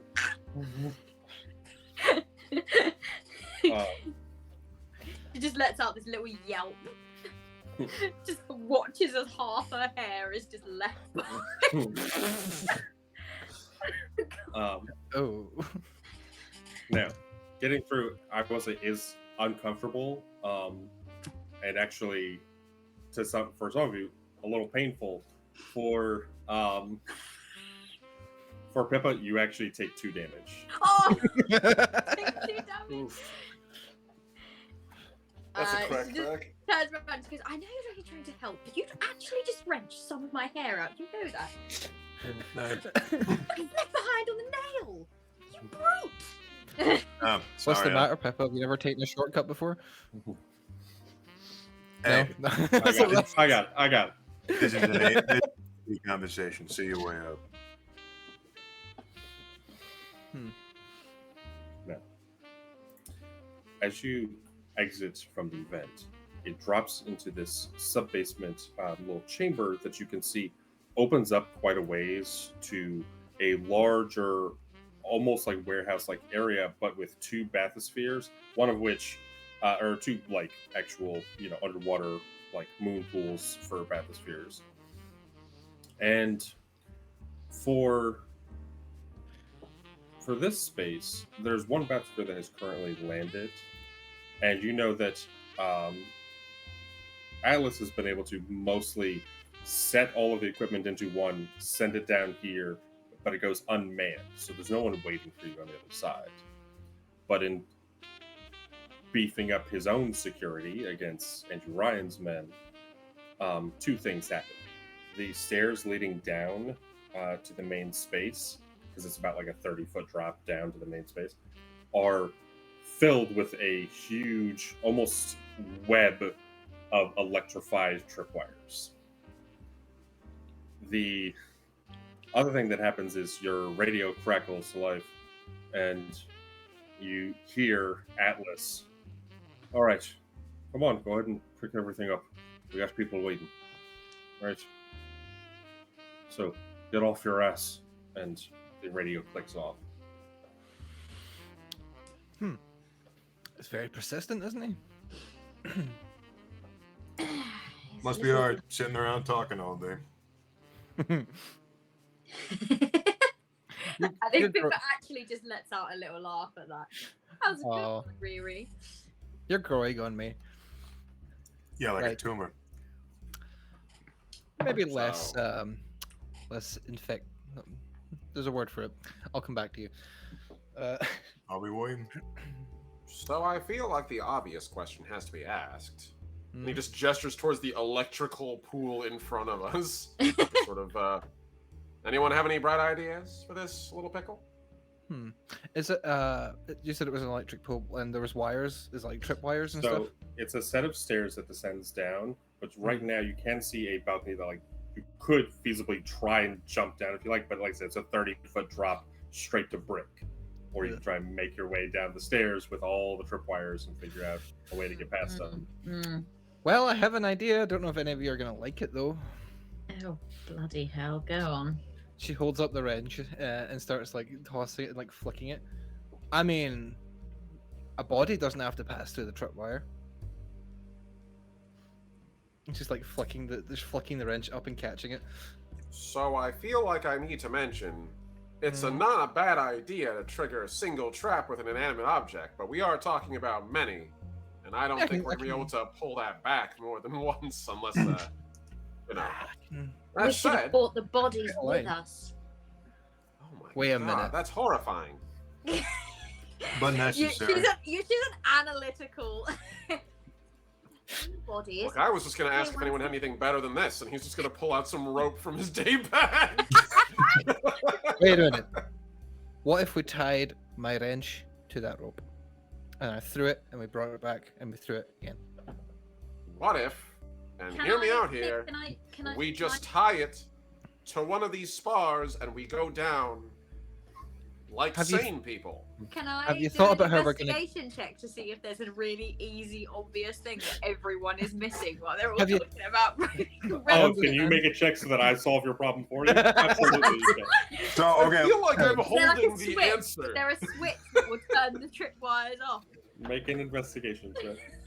I'm just Well, saying, have you thought about how we're hang gonna on, get back up hang on, with these hang on. boxes? Let me get this investigation check. Yeah, let's do No, it. let's do no, it. no, because I know what's going to happen. I'm going to roll really well, and you're going to go. So you either get to go into. Just, I just want to know if there's a like. If I there's will a tell switch. you. I'll tell you. Roll it out. All right, all right. 19. Okay, so one of you has a fucking rope to just climb down the side Yeah. that he How are we gonna suggested, get back like, up with these boxes? We winch it up. what'd you call me? Apologies. Excellent We idea. leverage it Very up. good. I will say, down at the actual warehouse level, you can see that there is another door that goes down that back path where you saw the security camera earlier. Or, like I said, you can try and get the crate up the stairs, but if you're pushing the crate up the stairs, you could just shove it through all of the tripwires. Like, that would not be a problem. It might slow you down to try and push a crate up a set of stairs, but that is an option. But yeah, the easiest way is to just climb the rope down. Okay, so Pippa will just say, I think Charlie's got the right of it. I mean, I admire your ingenuity. I really, really do, Clara. But How did you know my name? I haven't mentioned my name yet. oh, I thought that we You knew all each- know each other's names. All right. I was like, hang on a minute. I don't think he actually said her name. we know each other, don't we? Yeah, you all know All each right. other. Okay. That- I that am was- not gonna go nearly get killed with a bunch of folks whose name I've not learned. Your ass has told me your name. Don't you start with this? I've got a secret identity. just I a do secret identity. not. You're not bullshit, fucking okay? Spider-Man. I'm Okay. not letting This you is a walk one around with a shot, fucking all right, cowl. darling. I want Apparently, you are Spider-Man. with this rope. God damn it, I'm playing a lot of Secret grappling secrets. characters, you're not Are no Um, fun. Secrets hurt someone. That's So my yeah, job. he's just gonna tie the rope, neat, simple, and just start climbing down. Okay. For this, you can make an athletics check. You have it tied pretty well, so everyone will get a +4 to this. But I need you to make an athletics check to climb down. Hell yeah. Athletics with Oh. a +4. It's 8 plus Everyone gets a 7. +4, yeah. Yeah, what was it? 19. 77. There's no way. Is it? Can I volunteer to just kind of like carry Pippa the way down like a sack of potatoes? Yeah, but then you'll just have a flat modifier, no +4. That's fine. So in that case, Pippa doesn't need to make one. Adriana can just make it. I just like the way that she's gonna just be standing there. She's gonna be sizing up this rope. She's gonna be making her calculations, and she's just gonna get hauled up. I can Fireman get carried. squeaked. No, I'm just putting her over my Get shoulder off very of me! I did not give you permission to put me down.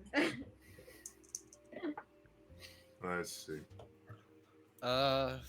Sure. 15. Okay. Three of you easily climb the rope down. For Pippa, you're like dragged. Essentially just picked up and carried. She's just like Down the rope. muttering angrily the whole way down. Hey, while you're doing that, can you give me a light? Oh, for God's sake! And then she'll just like reach round and like whack his head a couple of times before just like allowing this little flame to like light his cigarette. Yeah, thanks. By all means, anything else? Can I I'll have a think of light? something. You And just hear nobody echoing asked up the... Go. Get a move on. From here, it's a short walk over to the bathysphere itself, which is unlocked, easy to open up. And inside are 2 crates. Each of them is relatively large, but able that one person could carry each one. You don't need all 4 of you to like split up carrying these. I'd say probably 2 foot by 2 foot by 2 foot, like wooden crate. I will say, considering that these are supposed to be holding, beef, Bibles, and bullets, they are surprisingly heavy, and you can hear a clinking of glass inside as you pick it up. Well, that doesn't quite sound like beef, Bible, and bullets, does it? No, it sounds like a hell of a party, though. Should we open one and see? I'm getting paid Or to open anything. Frankly, the last thing I need is that capitalist breathing down my neck because I broke the seal on one of these either. Yeah, the angry gunman makes a point. But we want to make sure that we're getting the right thing, don't we? Any Do of we you got a know? pry bar? It's just, I mean, I'm just making a suggestion, but I'm happy to be outvoted. I will say the radio clicks on one more time and you hear Atlas. It's the right thing. Just get it back to McDonald's. And it's Okay, great, thank you. No idea if he can hear me. unless you're speaking into the communicator, no. Well, presumably no. But yeah, I will say it does seem Atlas has eyes on you, so be aware of that. Okay. I think when he does that. Yeah, let's grab these boxes then, huh? And he's just gonna grab one and we can start moving. Picking these up, I would say, who is carrying a crate? I assume Adriana's carrying one. I could probably take one. Don't bloody look at me. I'll take one. So Charlie has one. Who has the other one? Oh, Adriana if or there's Sarah? only 2, then... You know what? If you want to take that, that's fine because I actually can shoot. So worst Yeah, case, that's fair. Let's I have do a it. shitty pistol, I'll take it. Now, Okay. having picked up the crates, like I said, you hear that soft little like clink, and the things seem to like mostly settle inside, and then like the clinking kind of abates, like whatever glass was rubbing up against each other, like moves enough that it's not. And these are both stamped Fontaine Atlantic sardines, and as you both, or as the 4 of you are like heading your way back now, like I said, there's a second set of stairs that leads to the back door. It was all along the back passage and it kind of winds back up, but you do know you'll have to pass at least one security camera on the way back. Or you can try and get up the stairs with the tripwires and try and shove these crates through the vents to get all the way back into the warehouse. And that So- bloody doesn't sound like fun. So, which direction are you going? Because you have 2 ways to go. What's the plan, Captain? So, I'm thinking here. One of the 2. If we go by the vents and by the stairs, I can climb back up the same way we came down. Throw the rope down to you, maybe make it easier to push them up the stairs to the traps. A little bit of help leveraging it up. The other way, well, the thing you don't know can absolutely kill you. So it's up to you all if you want to take that chance. I'll go with whatever the crowd wants to. How heavy are these crates? Each one is probably going to be in the like 50 to 70 pound range. It's heavy, but like supporting it, one person's like, you can manage it. It's more that it's kind of awkward to carry this like 2 foot by 2 foot by 2 foot, crate. But You see that like it's sturdy enough wood. It could probably withstand a little bit of like rough and tumbleness if it needs to. But And yeah, how much- 50 to 70 pounds. How many of them are there? Two crates. They're just two of them. Mhm. Hey, I'm not a sailor or a mariner or anything like that, but isn't there a way that we could sort of tie the rope around the crates and we can just sort of haul them up pulley style? That's what I was initially thinking, until I heard the glass in there. That got me a little more worried. They'll be fine. I'll be Especially up if top they had 'em. first, though. All right, sounds good to me. This sounds like it's going to be a bloody disaster to me, but all right. You got no faith in me. I have plenty of faith in you. I just don't have plenty of faith in glass. As you all make your way back, you can easily climb back up the rope if that's the way you'd like to do it. Whoever is tying the ropes around the crates, I need to make a sleight of hand check, and whoever is pulling them up, I need to make an endurance check. I have pretty decent sleight of hand, so I can at least try and tie the Ooh, rope. what's my... Yeah, I'll go for the sleight of hand then. Yeah, if you want to go for the ropes, I'll help. I'll be drown out there with the hauling. We should be alright because I rolled a 19. Nice. Can I assist with anything, or are you all okay? Got it. I can tie some rope. You know what? I think Charlie would turn to you and just say, "If you keep your head on a swivel for us, make sure nothing sneaks up on us. We're getting a bad feeling." Oh, good around here." idea. Can I make a check to make sure that nothing is coming or Yeah, make an investigation check. on its way? Investigation. That's Yeah. Don't want to really have to deal with a fucking spider splicer. I may not now. be able to roll like Please, shit, but I can sure as hell make tactical calls. You make a good plan. That's a 20 for my investigation. So you do hear a bit of noise, but it seems to be mostly coming from that back avenue where, like I said, the camera was. It's still on the side of the building. It'll probably be another minute or two before it gets like down to this actual level, assuming they can find the proper like trapdoor to get down here. But you get the impression that someone or something is on the side, like rear of the building.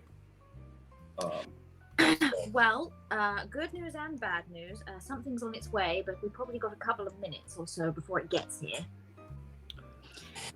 And we're definitely making the right call if we're not going down the back alleyway. All right. So the sleight of hand to tie it up, I got, what did I get? 19. Okay. and then, like I said, endurance to lift them up. And I'm So- aiding you, buddy. So I get an aid to this, so that'll be +2 on this one. cool. Okay. 13? it's what the man's good at. You begin like pulling it up, and it's heavy. You don't have a proper pulley worked here. You're just like hand over hand, like pulling this up the side of the staircase.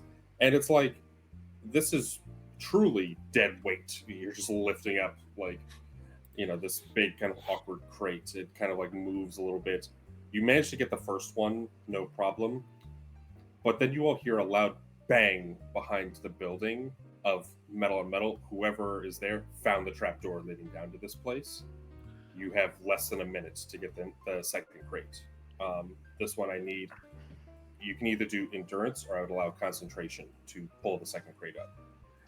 And I'm not just gonna help you, Red. I'm also gonna be using my ability to give you a hand, because this is the time to use it. Call to arms. As an action, I can grant an ally I see a 2d6 bonus to a single attack roll or skill check it makes within the next minute. You can Nice. choose to apply the benefit, and you can apply it after rolling. So if you want, you can hold on to it in case we need to for a full minute. Just Yeah, in case okay. some ass hat comes to the doors. Yeah, if you roll amazing and you like don't want to waste it, you can wait until to use it anytime within the next minute. But And we'll So- literally theme it like Charlie just sort of like, he puts his hand on your shoulder and says, "Hey, give me some of the slack. And he's gonna just wrap it around his arms, and he's gonna help you haul like full send. So, concentration or endurance for this one? Concentration will be my choice because that's a lot better for me. And as he hears that sort of slamming from the trapdoor, he's like, figure deal with these putans. And just like trying to focus as hard as he possibly can, even though he knows that something's about to come down on him. Let's see. Let's see. I'm gonna add those 2d6. Yep, by all means, it's what it's for. Oh no. Oh, much better. Okay. Do I add both of them to the total? Yes. Okay, I couldn't remember. It's been a minute since I played Arduin. I only get to do it once, so Right. it's gotta be. You can do it more, but there's. I mean, I can only do it once right now because I'm a schmo. Yeah. 22. Higher levels, though, you can do it a number of times. Yo. 22. Yeah. Hell yeah. So you immediately like focus yourself. You like push out the noise of like that bang coming down like the steps on the other side of the near this bathysphere and being like yanking the rope up. You get it over the lip and like you already get the crates into the vents to like get into the warehouse. As you're pulling the vent cover back in place, you can see just through it that running into the like little warehouse area down here where the bathysphere is are 4 splicers. One of them is that one with the meat cleaver. The other 3 you can see are wielding shotguns and have these like other horrible, just like intentional surgeries from Dr. Simon. Fucking They leadheads. appears to be leadheads who have trekked you down here. You see they begin like searching around, but presumably not waiting for them. You can all move back to the vents. Now, it's awkward with the crates, but I'm not going to require a check on this because you're able to like push them through. There's only one direction to go.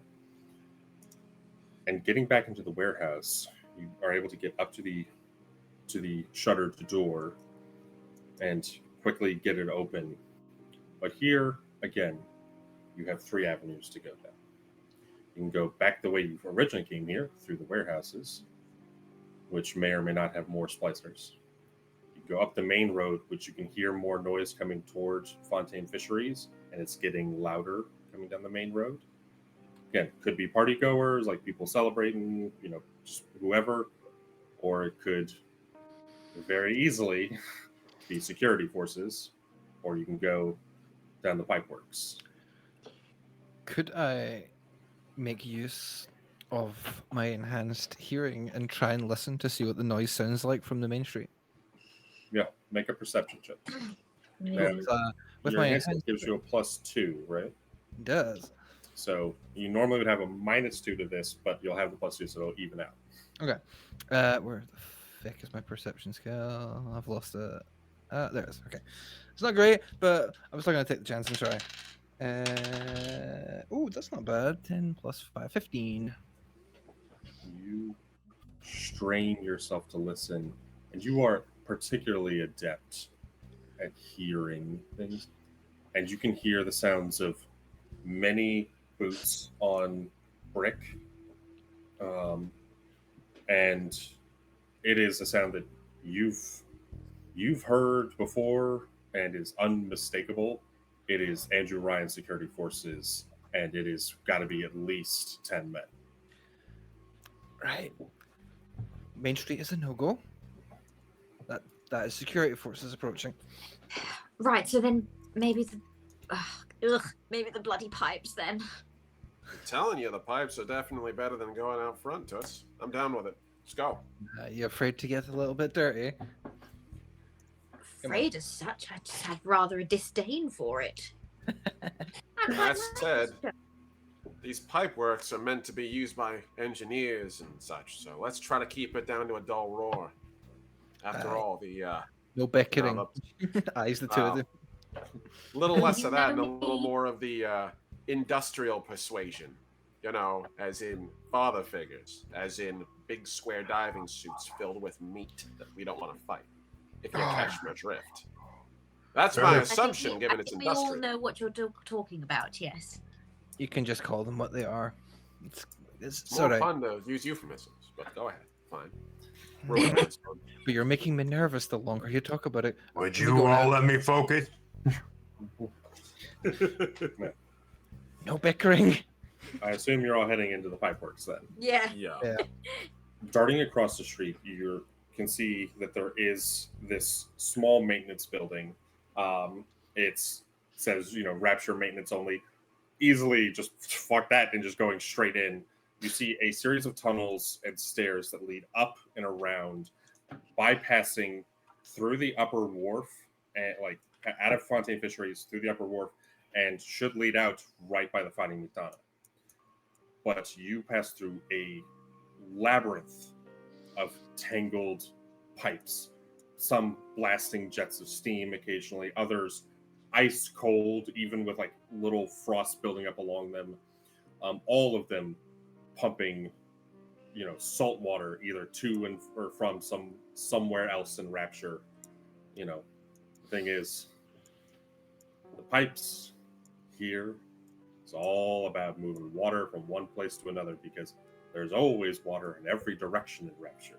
And if the pipes burst, the water gets through. If the water gets through, Rapture is fucked. Now, Accurate.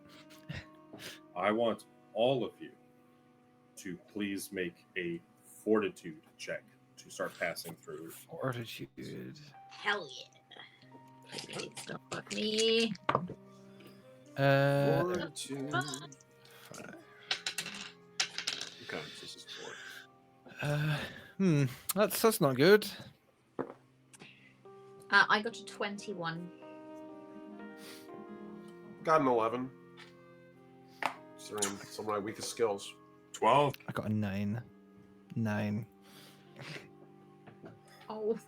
For all of you, you can hear that just rushing of water and the like gurgling of different pumps working and all this cacophonous jets of steam and this like just warping of metal and the crackling of ice, and frost building up along other pipes. It is a horrid sound passing through this place. But it is Pippa who hears two distinct sounds. A soft little tapping of little tiny feet, not wearing any shoes, further ahead, and this thunderous boom, boom, boom of much bigger feet moving further in the pipework. And you hear this horrible of a drill sound. I think as we're walking, she just suddenly goes, shh. Stop right now. I can hear those things. What? The diving belt. The big dad. I hear it. Clara's face just... Does it sound like it's coming towards us?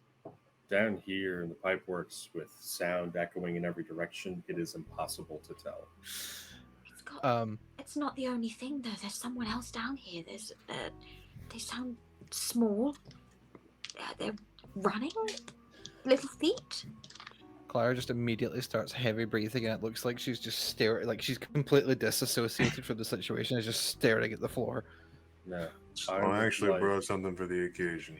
He says he took out this hulking magazine and reached into his jacket and pulled out another hulking magazine and plugged it in. We And all should these try ones. to avoid this. Riri, these things are dangerous. I can see that. I brought some specialized munitions. Mind if I take a look at that pistol of yours there? And he turns over to your character, Artie. She's just fucking gone. She's like she's completely vacant from the situation. Like, You can just he's take- you not can going take to it, you can actually flip- snap, but he's kind of like going like right in front of your face, like, can I see that pistol of yours? She's hands it. She's still like completely stone faced, but just hands it over quite. Thank you. It'll be good to throw in case we need a distraction. Is there like a check I can make to try to snap Artie Tara out of it? Absolutely. Make a pluck check. I was gonna say, is it pluck? I knew it. Oh, Pluck. yes. Get plucked, idiot. Get plucked. Pretty Pluck good. you, pluckhead. Hey, get plucked. So it's a 19 altogether because I rolled a 6 and a 5. It's 7. You move up, and I will say for Clara, you're like shaken out of this. Okay. However, you are going to have one level of being staggered. That's fair. Okay. And I will say you're lucky because had they not done so well, you would have also been frightened. But you are able to move. I thought That's I fine. could probably do pretty well, but I just turned to Clara and I go, Don't lose on us now. Come on, stiff up a lip. Let's go. Okay. Stay with me. This is where she starts Can I- doing the box breathing now. She's like, See a Could few I- hallways off to either side. Go ahead. I was gonna say, could I make an investigation roll to try to pinpoint more accurately where this guy might be coming from? Like I In my said, history, with how all of the echoing is done here, it is impossible to like pinpoint the source of the noise. That's fair. Okay. I would say you can make a history check at -4 to see if you would know the most likely regions of the pipeworks that it might be in. All right. Sounds good. But my history's pretty good. -4, so that's not terrible. 13. It's probably not enough, but you know that like the big daddies shouldn't, like after the construction is done, don't generally come down to the cramped areas like this. It is unusual as far as you are concerned for any of the big daddies who, as I said, up to this point in Rapture's history, focus mostly on building Rapture, not doing other work. But you know that they've started to branch out from that with pretty disastrous, bloody results. However, there's a few hallways passing off either side. You can see there's one path ahead, these stairs that lead up and towards the Fighting McDonough. At the top of the stairs, as you all slink your way up, trying your best to like look around and be safe, on the corner, you see this diminutive little figure, tiny, wearing a drab, kind of slicked with some of the oil and grease from down here in the pipeworks, but their large, unnatural eyes stare up at you, holding a little doll, is a little sister. But you can see in their other hand, they have this massive, almost mosquito proboscis-like, this huge syringe and a glowing, large vial of Adam. And even seeing all of it, I need all of you with plasmids, which would be everyone except Adriano, to make a pluck check. Okay. Oh, thank God. So I think I'm okay. That's 50. Okay. That's 11 plus 15. Also 50. 5 and a 6, baby. 17. So both Charlie and Clara fail, and you both are going to lose 4 power even seeing this. There is almost this innate desperate desire of like, I gotta get that Adam, and you are able to like mostly fight it off and not just attack this child. For Pippa, though, you are able to like pull back and realize like, this is not good. And for Adriano, you have no desire to get mixed up in that. You've avoided getting the plasmids. And you hear this loud noise behind you at the base of the steps. You see this massive figure, the front of it covered in a diving helmet with these glowing yellow lights, and this massive arm with a spinning drill. You see, it's like begins not fully stepping up these stairs because its huge boots cover multiple steps at once. Jesus Christ. it looks like it could literally, and it takes up practically the entire hallway, but there is a little sister in front of you and a big daddy behind you. Now, I have a quick character / roleplay question. Mm-hmm. Is Clara's desire to get the Atom greater than her fear of a big daddy? No. Perfect. I was gonna say, I'm pretty sure there's no human alive, even as desperate as you would be, who would be like, "That's a gorilla in a diving suit." If you all had failed the check by a lot more, then potentially, but no, I'd say you can see this thing is at the base of the stairs, about 20 feet away from all of you, whereas the little sister is right there. She like stares up at all of you and kind of blinks, and she immediately rushes off to like the side of the wall and begins like climbing up some of the pipes to try and like get an escape from all of you. We get away from that. The big daddy, you can see, slams its drill against like one of the walls. The little like light within its helmet flashes like yellow to red and then yellow to red. It hasn't attacked you all yet. Its protocol is not fully active. What are you all doing? We need to go. We need to fuck up from that. No. Yeah. Calmly, Fucking slowly. It's fucking book. Yeah. Calmly.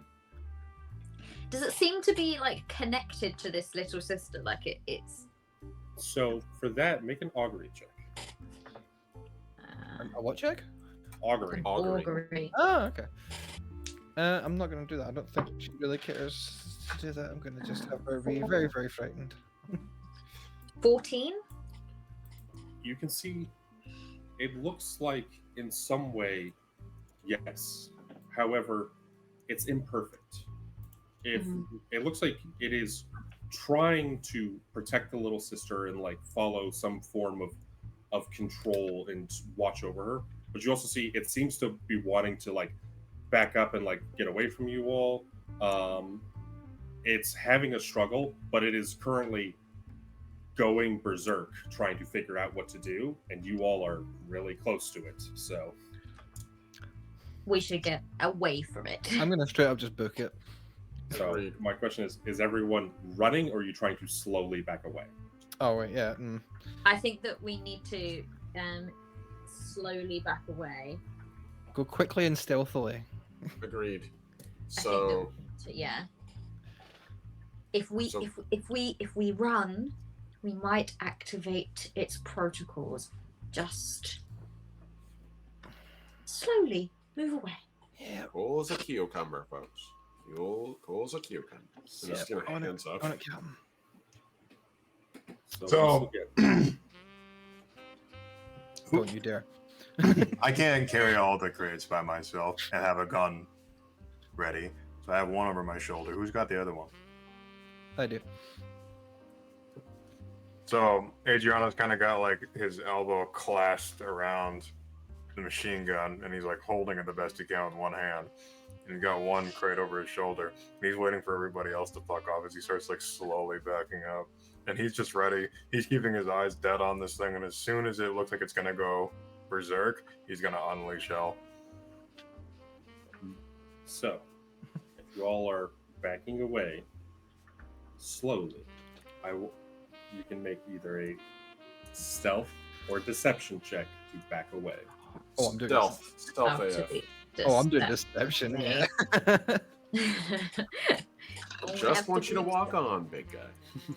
Stealth it is. Yes! Oh my goodness! I just got a double 6. Same! Oh yeah. Something, doesn't it? Hell yeah! So- it means we crit. So roll 2d6 and add that to your total. Hell yeah. This is not gonna I go got well for 22. me. Oh, okay, hold on. Mental maths. Seven. Mental maths. Yep. It's a further 7 on mine. Sorry. It's a further 7. 7. 25 altogether for my Nice. deception check. That's I'm nice. Very nice. supposed to be here. Yes, I am a little sister. I'm going to back away slowly. I got 28.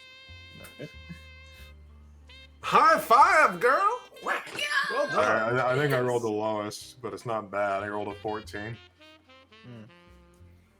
You all begin to slowly back away. Adriano's like keeping his gun trained on this thing and moving upstairs, backward, while aiming at this thing is not easy. But you can see it like slams its drill against the other wall and it has this low, strange, guttural roar deep within its huge, like metal and canvas body. And it's like takes a huge step to like lurch up the stairs toward all of you. But as you all are like, getting up the top of the steps to one of the actual maintenance shed near the Fighting McDonough, you like are getting out, and it rushes forward up the steps and slams into one of the walls and begins to like shove its drill in for Adriano. You can decide if you want to shoot or not, but it seems to have gone berserk, but literally bypassing all of you, just like is attacking the walls around it. Don't shoot. That's what Pippa will say immediately as she continues to back away. If he ruins the structural integrity, we're just as screwed. Believe me, we'll be less screwed. Get ahead of me. I've By seen a lot. these things. You can't do anything to this thing. As all of you are like stepping out, the furthest back ones are getting out of the actual like little maintenance shed here. For Pippa, you feel an arm on your shoulder, and you see that priest from earlier, and he puts his hand up to his lips, shh, and he gestures over, and the Big Daddy begins like slamming around, and he like looks down over at Adriano and nods, and you see like the other men with him like all level in with these huge rifles, and all of you like they all begin to unload on the Big Daddy, which like and it starts like slamming around, and it turns and runs down the pipeworks away from all of you. The quick flash of noise is enough that all of you are able to get away from this space and up toward the Fighting McDonough. The priest gives like one last like nod to all of you as he and his men follow the Big Daddy down the tunnels. Oh, Dude, those guys are brave AF, and they're also dead AF, but good on them. So Adriano like looks over to the priest. One that died. yeah. Thank you. And he kind of gives a little nod as he's going, and better note it. And he heads down, and the four of you are able to quickly retreat to the Fighting McDonough. Atlas's men grab the crates from you, and you can see crowbars immediately slam and pry them open. The interior is no beef, no Bibles, plenty of bullets, and rifles, and handguns, and several bottles of plasmids and Eve hypos. This is Oh shit. not for a party at the Kashmir restaurant. This is for something much, much deadlier, the Kashmir. And Atlas, the radio clicks on. You did good work. Now, would you kindly forget everything that happened tonight? I'll let you know if I need your services again. And one of the men like takes a stack of cash and puts it in Pippa's hand and ushers you all out back up to the tavern itself. Well, it's not my problem. Well, I guess the night is ours. What do you want to do, Riri? I think sounds good. You see the jukebox clicks on, and Bobby Darin's music begins to play throughout the Fighting McDonough. A uncertain future for Rapture ahead, but if anything is sure, it's going to be a bloody one. That's where we're going to wrap up. That was so good. Thank you, Chief. Oh my god, that is so stressful. No, it was fine. We were Had a great fine. time. Oh, Yeah, agreed. That was fantastic, Alan. That This was system's super amazing. fucking So cool. good. Thank you. And thank you, everybody who watched. Obviously, I am just so in love with all these amazing people I get to play with. You know, Call of Cthulhu, and it's like, I knew I wanted to do something very special because when I approached Red about doing a Spliced stream, he was super supportive. But I was like, well, I have to I have a couple ideas. I was like, but come on, I got to do a Bioshock one. So, thank you all so much. This was awesome. I'm so glad. I need a minute. Just that was incredible. You don't have the Manchurian candidate fucking programming that Jack Ryan does. You don't forget all of it, thankfully. Wow. Hell yeah. Don't know. I'm just. Oh. See, that makes me feel nice. There's something beautiful about people being speechless. You know. Whenever you all are not talking, I'm happy. Damn. Ouch. Ow. But also fair. You like how I lift you up and then sweep your legs out from underneath you? That's my job as a GM. So that was fucking excellent. I enjoyed that. I want this as a campaign. I want this as a campaign. So too do I. That seems like a popular vote. Hell yeah. Yeah. Super fun.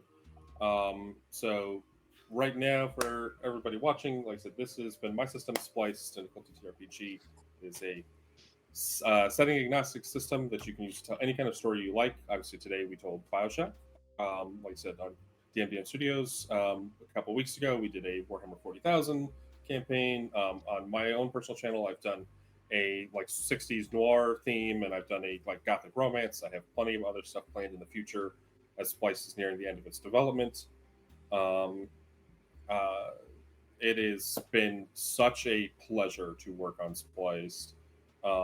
It's been a huge pain in my ass nightmare some days, but all of it honestly is worth it to sit down and play with my friends. The system that I busted my ass making. So I just want to talk about how awesome they all are and how much I appreciate them letting me torture them for a few hours and throw a big daddy at them at the last second. So that was fun. I kept threatening to hit it in case anyone's interested. But I would say, why don't we go? Do we want to do the same but other direction this time? For outros? Whenever you wish, man. Sure, You're the is host that right me now. first then? So I'll say, I'll start us off and then we'll go around and we'll end with Omni. But I'm Alakazam, Approach and Purveyor of all things Homebrew. You can find me on X. Don't call it that. It's formerly Twitter. Yeah, the platform formerly known as Twitter. The platform formerly known as Twitter. But I'm also on Threads, Blue Sky, Instagram, Ko-fi, a bunch of other stuff, Tumblr even. So check me out. I post all sorts of homebrew, and I'm posting more and more stuff about Splice development as it's, like I said, as it's getting out towards a point. My goal is by the end of the year to have a playable version available for everyone, or at the very least have a Kickstarter out for a final copy of it. But that's me. And then why don't we do Kat next, and then we'll go around counterclockwise. Hello, everyone.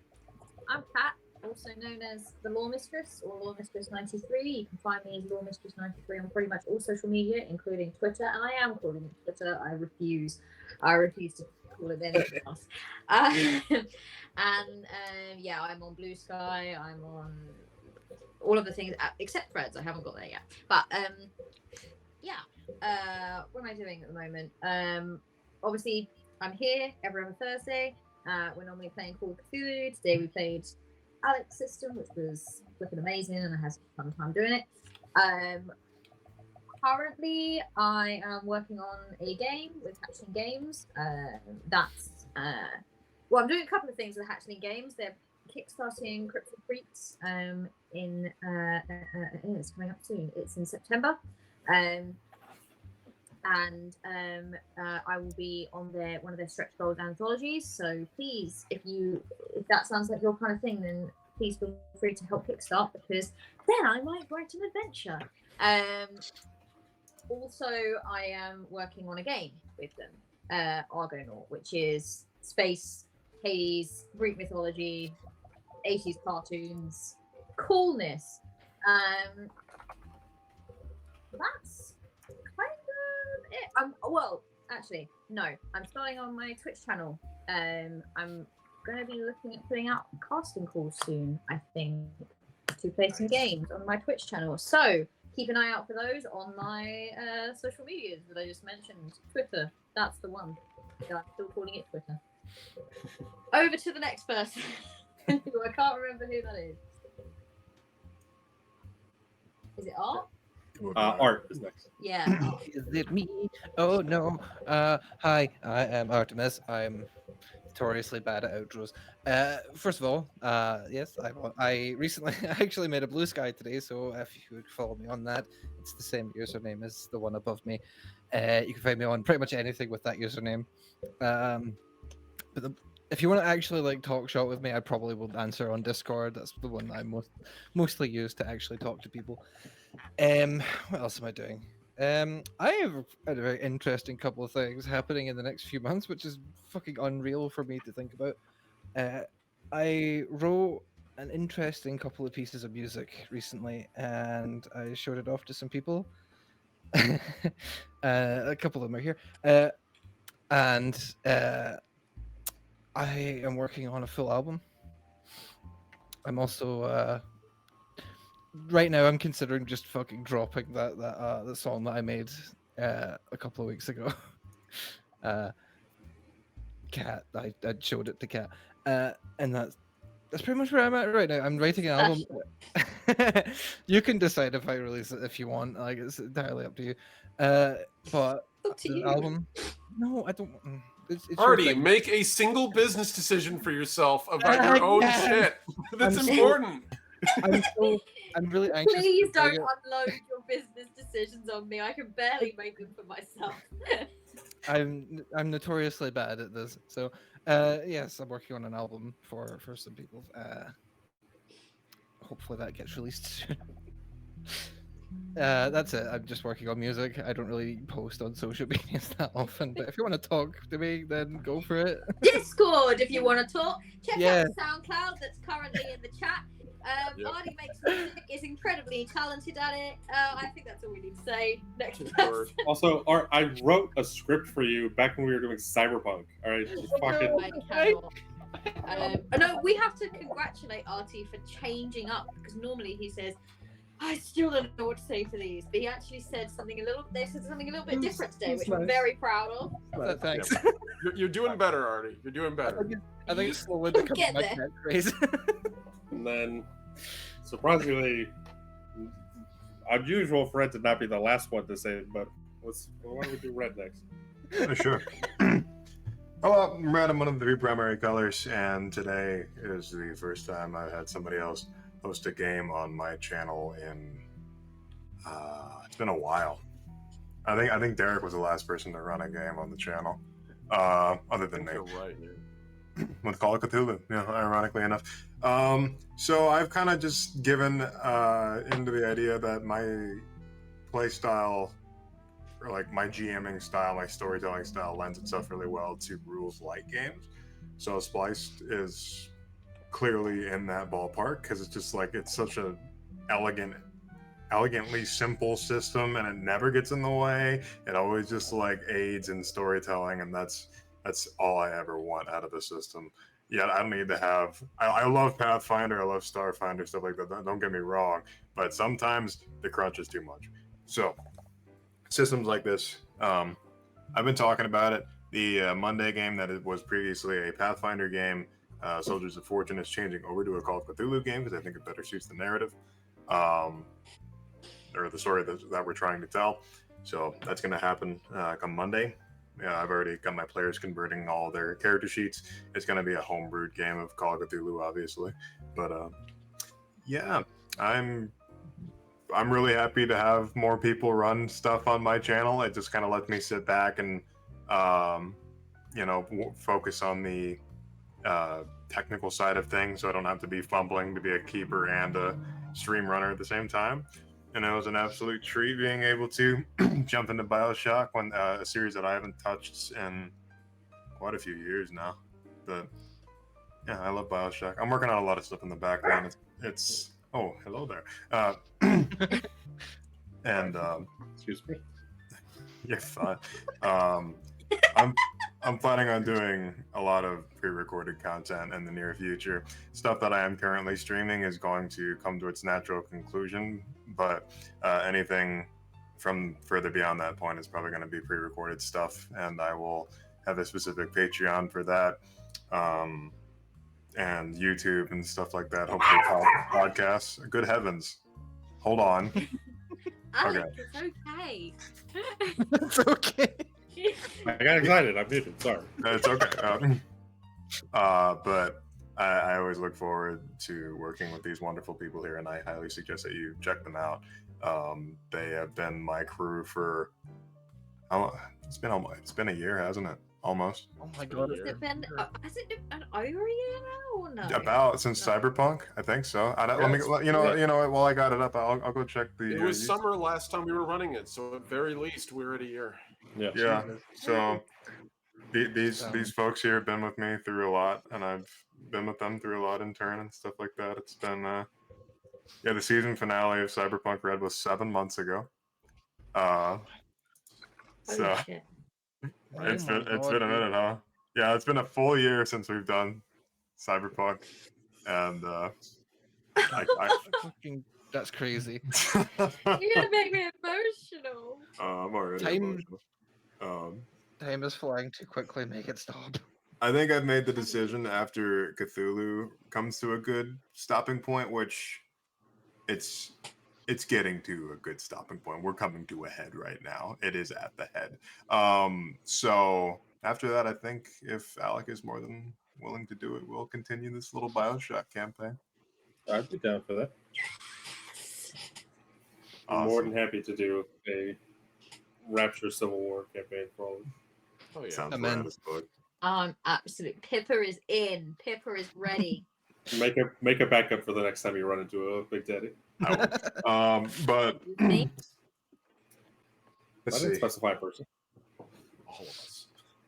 So I am writing a lot of stuff in the background. I'm working on a system. I'm working on a setting for said system. If you like Lancer, you're gonna like this system. It's got a lot of roleplay elements, but it's just about like the fun, sort of loose, not too rules heavy combat, kind of just badass high fantasy style combat. Yeah, but anyway, I'm not going to talk too much about it because it's very, very early alpha stages, and I'm still writing. But I'm going to be over on Blue Sky now, mostly posting there. I still will be posting to Twitter until it inevitably sinks. But Blue Sky, if you wanted to, or Discord, you can find me on Discord too. If you want to talk to me about literally anything, as the people know here, I'm very talkative and I like having a good conversation. So, but I'm going to be pretty busy, with everything going on in my life. But I'm glad I have the time to do stuff like this. So, thank you. We love you, Red. We I love you guys. Oh yeah. I need to pull myself together. Okay. Well, on that note, the last is going to be the last Omnitech. You planned that, didn't you? That was Yes. why. That, of course. Oh, that was. Hello, everyone. Finally, I am my the American last friends. Omnitech. I am the last Omnitech, your favorite robot American. I am a world builder, rulesmith, and an art streamer. You guys can tune into my Twitch channel, twitch.tv/TheLastOmnitech, all one word. I do all the things I described there, plus also I'm currently running a tabletop RPG campaign, which is Wild Skies of Eternia every other Thursday. So next Thursday in the evening, 7:30 p.m. EST, tune in and watch my party survive a high adventure, lighter than air campaign. It's been really fun. In addition to that, I run 2 other games, both of which are on Derek's DMDM Studios. If you don't know Derek, you will. Trust me. The guy I'm running Mouse Guard tonight at about, I think it's 7:30 p.m. EST. And also running running my Legacy campaign, Legacy Storytelling the World Tomorrow, a live play of that game system I've been working on for 20 years I'm finally running the alpha of it live on stream. So if you guys are interested to see what I've been cooking in my little hat, feel free to tune in there. Super fun. Other than that, yeah. Future? I don't know. Genuinely. I'm still going to be doing my stuff for a while now. I was planning on doing some more aggressive moves, but for the moment, I might need to go back part-time to work, so we'll see how that goes. It be the fates. In the meantime, though, you guys can still catch me there. I am on Twitter, or the platform formerly known as Twitter. I won't say the other name because if I do, Elon Musk wins. And in addition to that, I'm also going to be on Blue Sky. I'm also on Threads, and I'm also on Instagram. Plus my own Discord and DM Studios and Red's Discords. You can follow me on any of those. I'm going to be there. Other than that, as always, it's a pleasure to be here. Alec, you did a fantastic job. Awesome game. Red, as always, I love you. I'm glad to be on your channel. And I pass it back to the current host. This was so much fucking fun. I don't really have too much else to say except these are awesome people to play with. It's awesome people, for all of you watching. Like I said, I have had so much fun with the system. I can't wait for the future to see what's going to happen, and we'll definitely have to do more Splice. So keep an eye out for that. It's gonna happen. Oh yeah. In that airtime. Thank you for joining us, everyone. Yes. Yes, thank you. Thank you. Thank you kindly for joining us. Yes. Can I say one more thing? Please. Yes. Check my SoundCloud. Oh, They did it. They did it, everyone. this is a They did. moment. They did it. Mission Let's go. Hang the They banner. did it. Call George Bush. Would you Go. all kindly check out Art's SoundCloud? Would you kindly go and listen to my last song, please? Oh yeah, one more thing. I'm I'm working on a just project. happy that you chose to do something because it's like, I know, I never do it. Yeah. I never choose for myself. if I might, Artemis chooses, a slave obeys. One more thing. All right. Art's also working on something for me in the background of a project that I've been working on for a minute. So expect a custom soundtrack for one of my upcoming actual plays. So Yeah. Yeah. anyway, good evening, Oh, folks. you're busy. Art is Oh, busy. you're a busy bee. I am. Not Making everybody. moves, y'all. Good night, my friends. Peace. Bye.